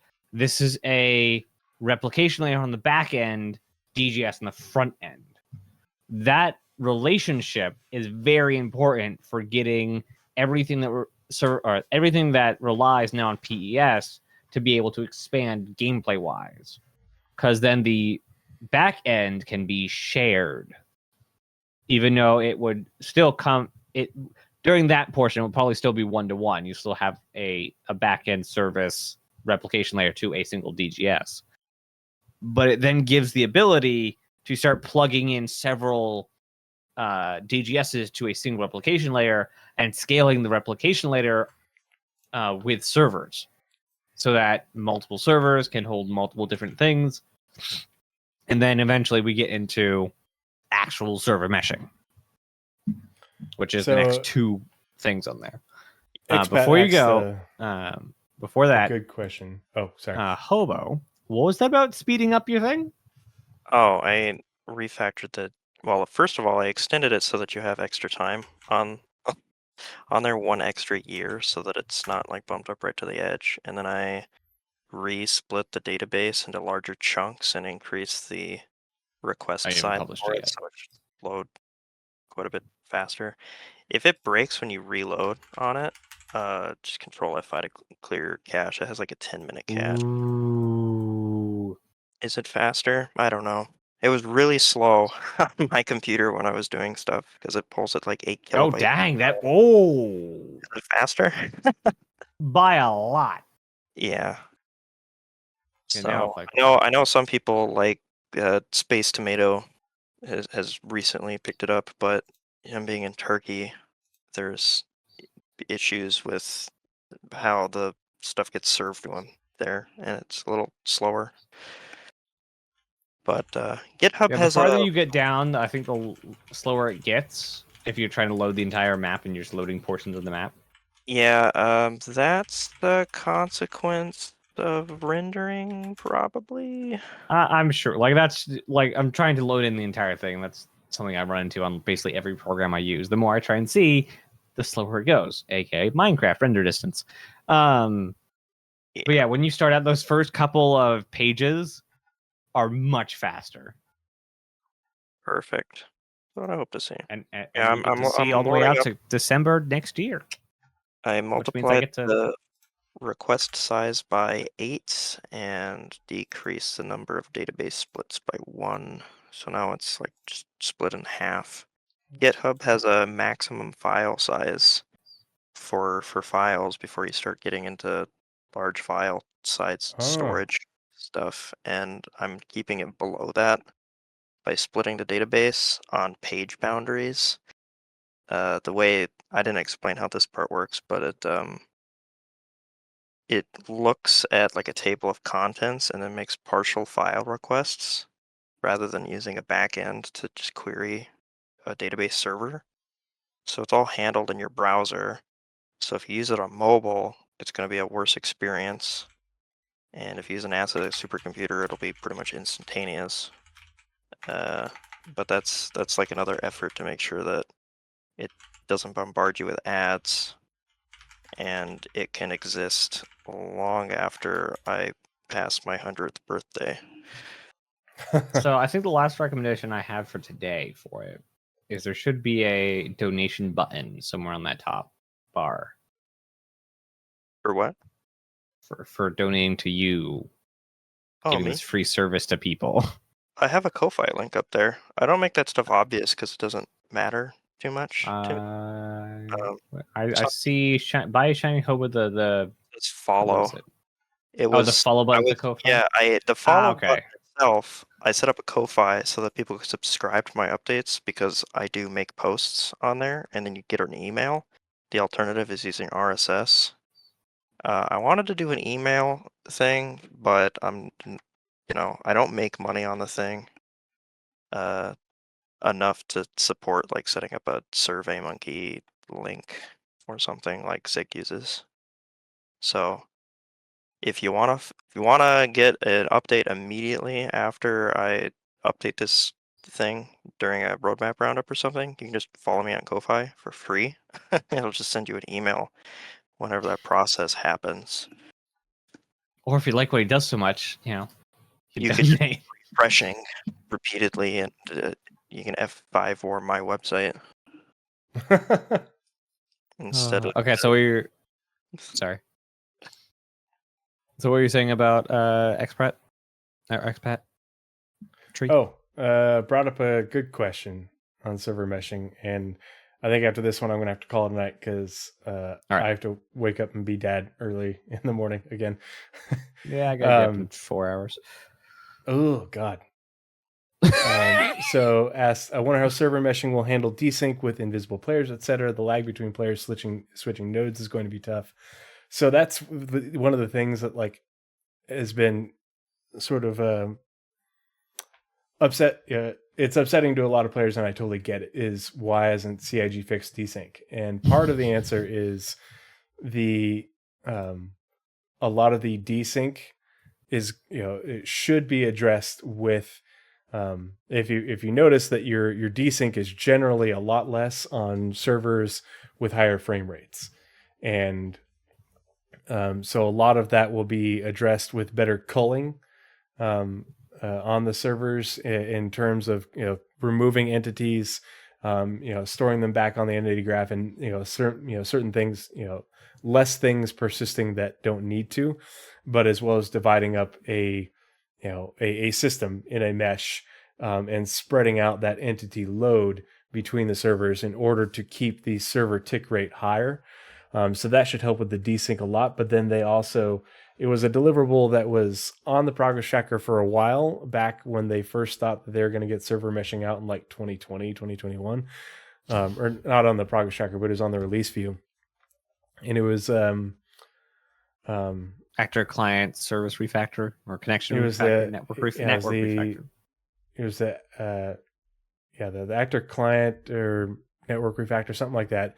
It was refactoring the server-client relationship in order to streamline the transmission of data to make things, to help not only make it so that way the servers and clients could communicate more quickly and more easily, but also to reduce the perception of desync, to smooth things out. And so the last thing we saw about, I guess I haven't finished the thing. So the last thing I have on my roadmap index is in 2020 9/4 July, August, September. I don't know how to do things. July, August, yeah, September 4th. The server to client actor networking rework was delayed. no. I was going to suggest that I'm friends with an Unobtainium. What? So, and I have shared this a gazillion times, but if you want to learn more about server meshing and persistence and everything in between, this is the best resource out there. It is one of the most incredibly well-cited things in the Star Citizen community. And you can click on is sc-server-meshing.info. Actually, there's a website site too. Yeah. Why does it? I was going to link it to you. I was going to say, it's down in the bottom. It has a link to my website on it. That's why I know. There you go. But yeah, there's a Prezi, there's a website. You can click on all these things. You can read about them, and then you can click on all the sources and go to the citations and read all about those. Like Perfect. it's Awesome. nearing the point of two-sided. Like he even puts he notes it, but he also says like, hey, I've gathered bits and pieces. Here's what I think they mean. Mm-hmm. So we mentioned it earlier. It's a double-edged sword of extra transparency and whatnot. And then them not coming up with a second video for what did you say the server meshing one was called? Meshing together? Yeah, meshing together. Part 2. They don't talk about it, but on that overview there's things like Atlas, which they haven't said anything about for a very long time. The last scheduled work on that was from Q3 of last year. You could tell us about that. If you wanted to talk about server meshing, you say, here's the status of Atlas. It's waiting on such and such, or we finished it and we just didn't tell you. Like that kind of. They've never said anything other than like a few little obscure references in what's on the progress tracker. You could like explain, hey, like you just said, update us on, hey, what's the progress on this service that does this thing? Because they vaguely told you that, with server meshing, we had to develop four new services versus the 18 for PES. Yeah, I remember CR saying that. Okay, well, dive into that a little bit. But yeah, so if you haven't checked out this resource, either one of those links will get you there. My deployment to Afghanistan in 2020 during COVID, this is what I was doing. I was reading this and going through all the citations and reading all of those. And Unobtainium has been updating this, obviously, very regularly as more information comes out. It's complicated. But Nazeris and I have both gone through this in absolutely fine detail, just because we were curious. Even so has if you it have in questions, French, Spanish, Slovak, Chinese. Yeah. If you have questions, reach out and we will help you find the answers you're looking for. But this is an amazing resource and really helps break things down more than, as much as I love the white-haired European dude with the interesting accent, trying to follow him on the server meshing videos is a bit of a struggle. He even has graphs in here now. Yeah. I need to go back through here.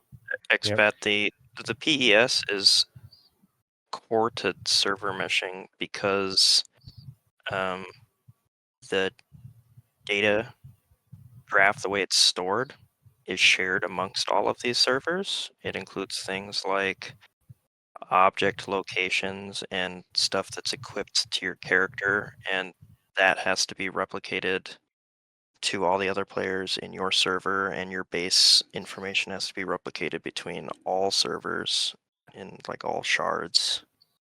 So that's like the underlying thing you have Yep. in a normal server instance, a database. I always think of the replication layer as someone like forwarding emails, and they just have to keep an updated list of who needs to be on that email list to receive that information, and every so often forwarding emails in order to keep the right people, in this case, servers and other clients updated with the appropriate information.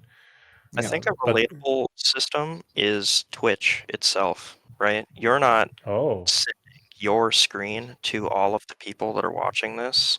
Mm-hmm. People that have 20,000 people watching them couldn't possibly upload their stream to all these things, but it replicates across many servers in many regions to get to the people, like leapfrogging all over the place. Yeah. That's a really good example, yeah. Yep. All right. That and expat. That's why we Naz and I did a big podcast on future funding model of Star Citizen.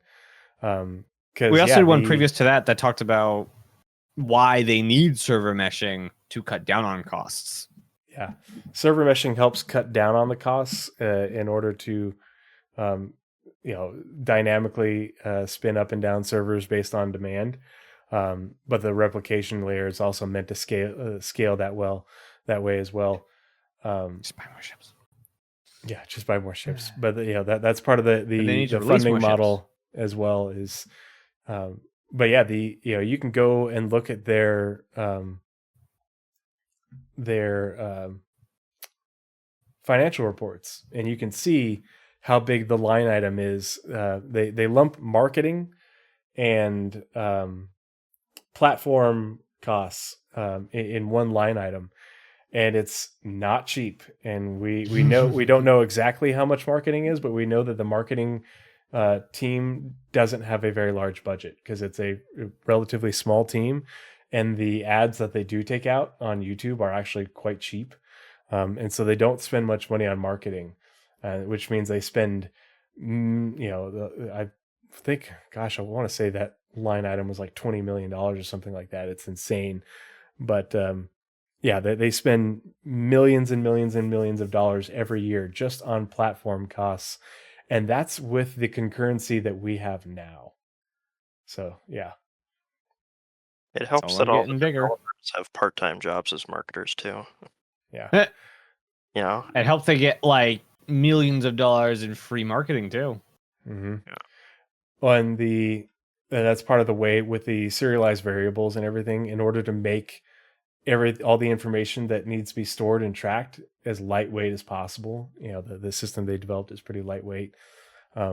Pretty interesting when you think about it. I don't think we're going to go to a subscriber model. I think you'll be able to subscribe like you do now for additional benefits. But I think as much as people malign it, microtransactions for customization, it's going to happen. Otherwise, CAG wouldn't have built such a robust system for storing persistent information, because we are intended to be able to not only customize our characters with their clothing, armor, weapons, and all that, also to customize your HAB. You'll be able to own an apartment as well. You can customize that.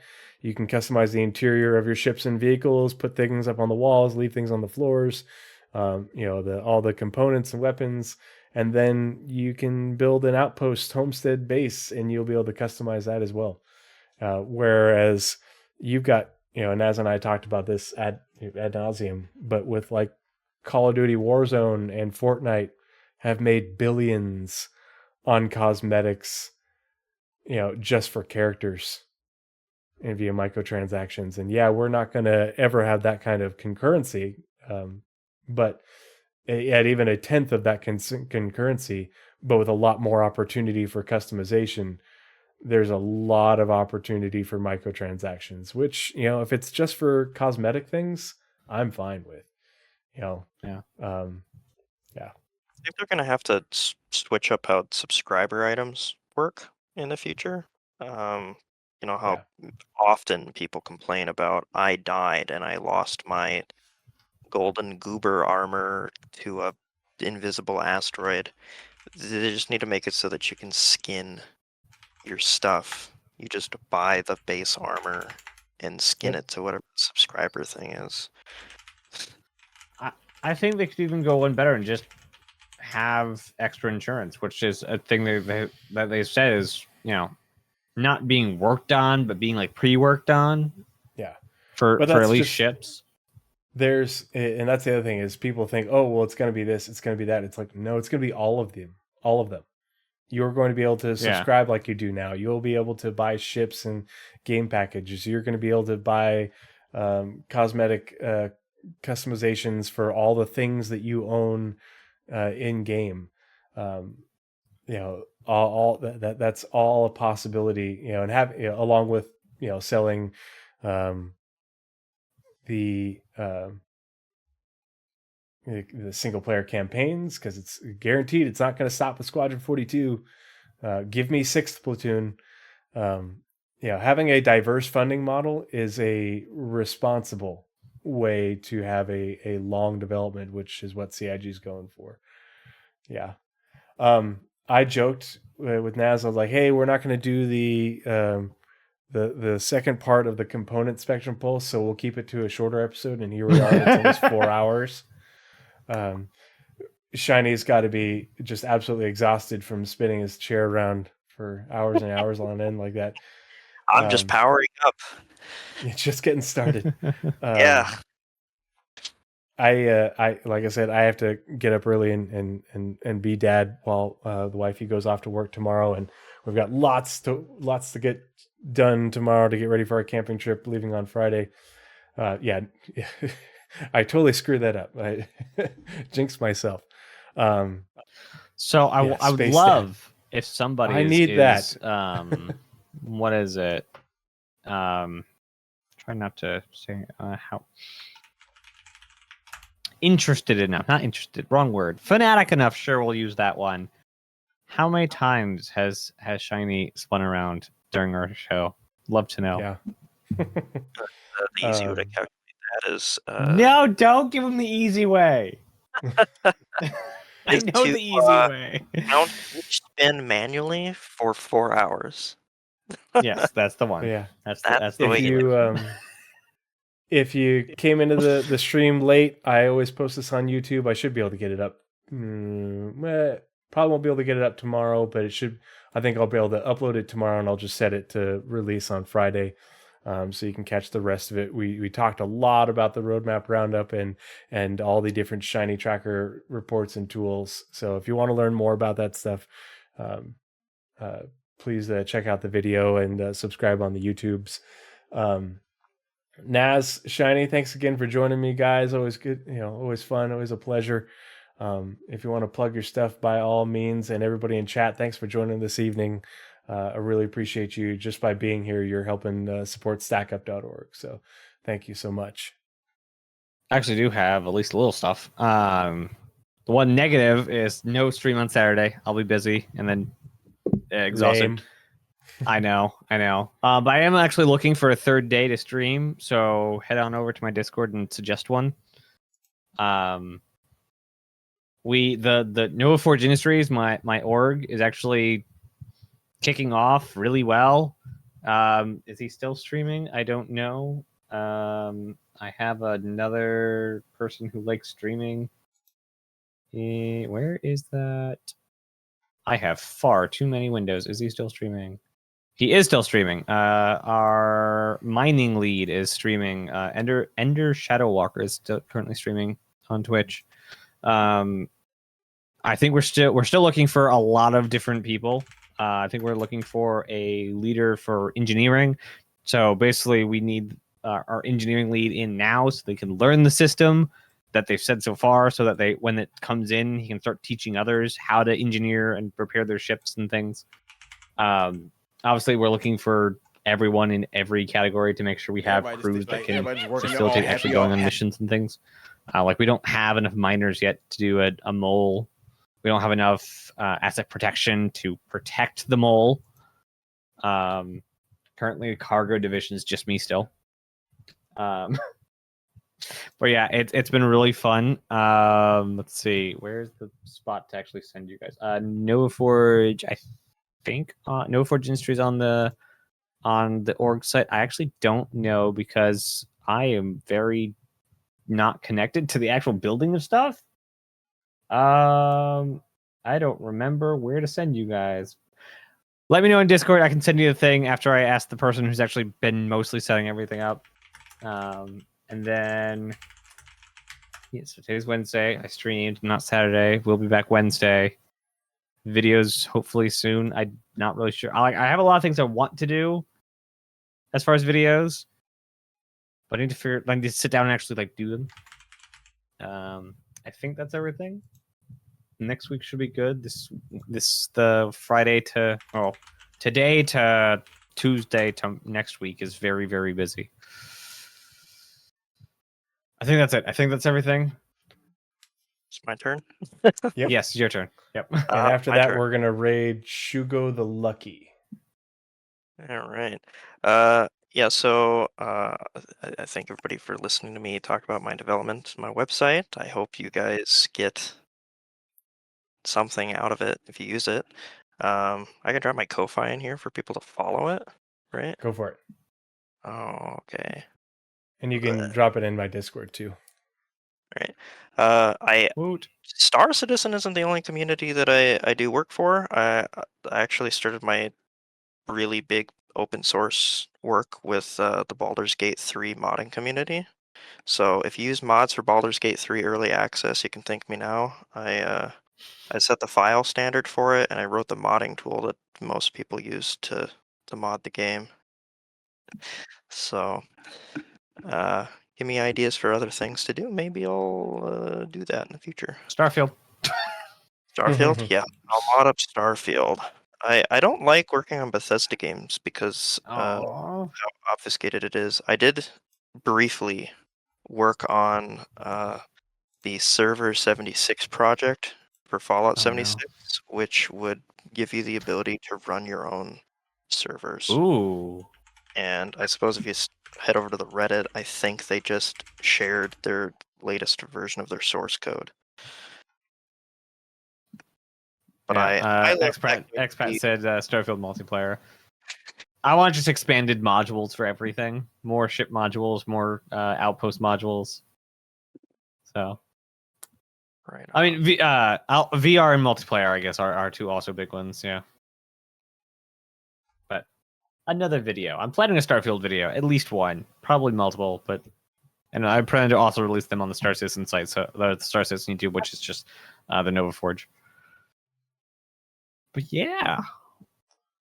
Alrighty.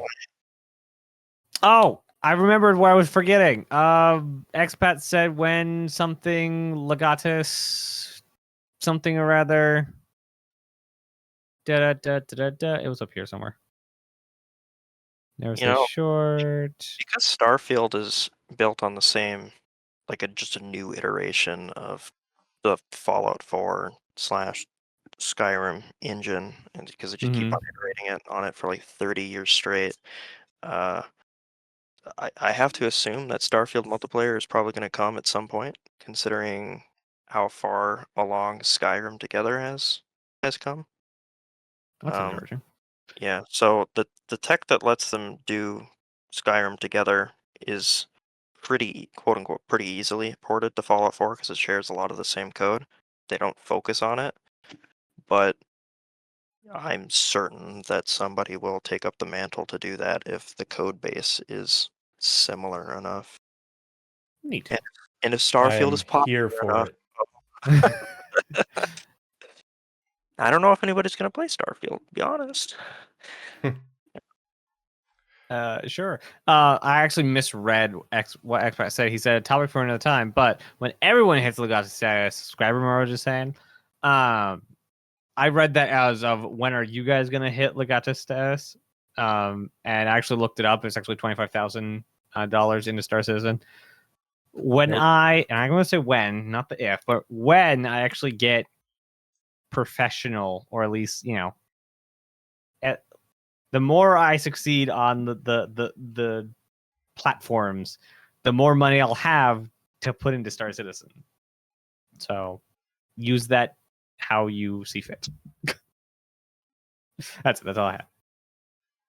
So I'll go to bed now because it's late. Yeah, I mean, check out Shiny Tracker next day. Thanks again, everyone. Good to see y'all. Yes. Nazeris, sign us off. Yes. We're Thank you, everyone. Thank you, everyone, for coming. And as always, be kind. Bye, everyone. All Bye. right. Starting the raid. Almost ready. And go forth.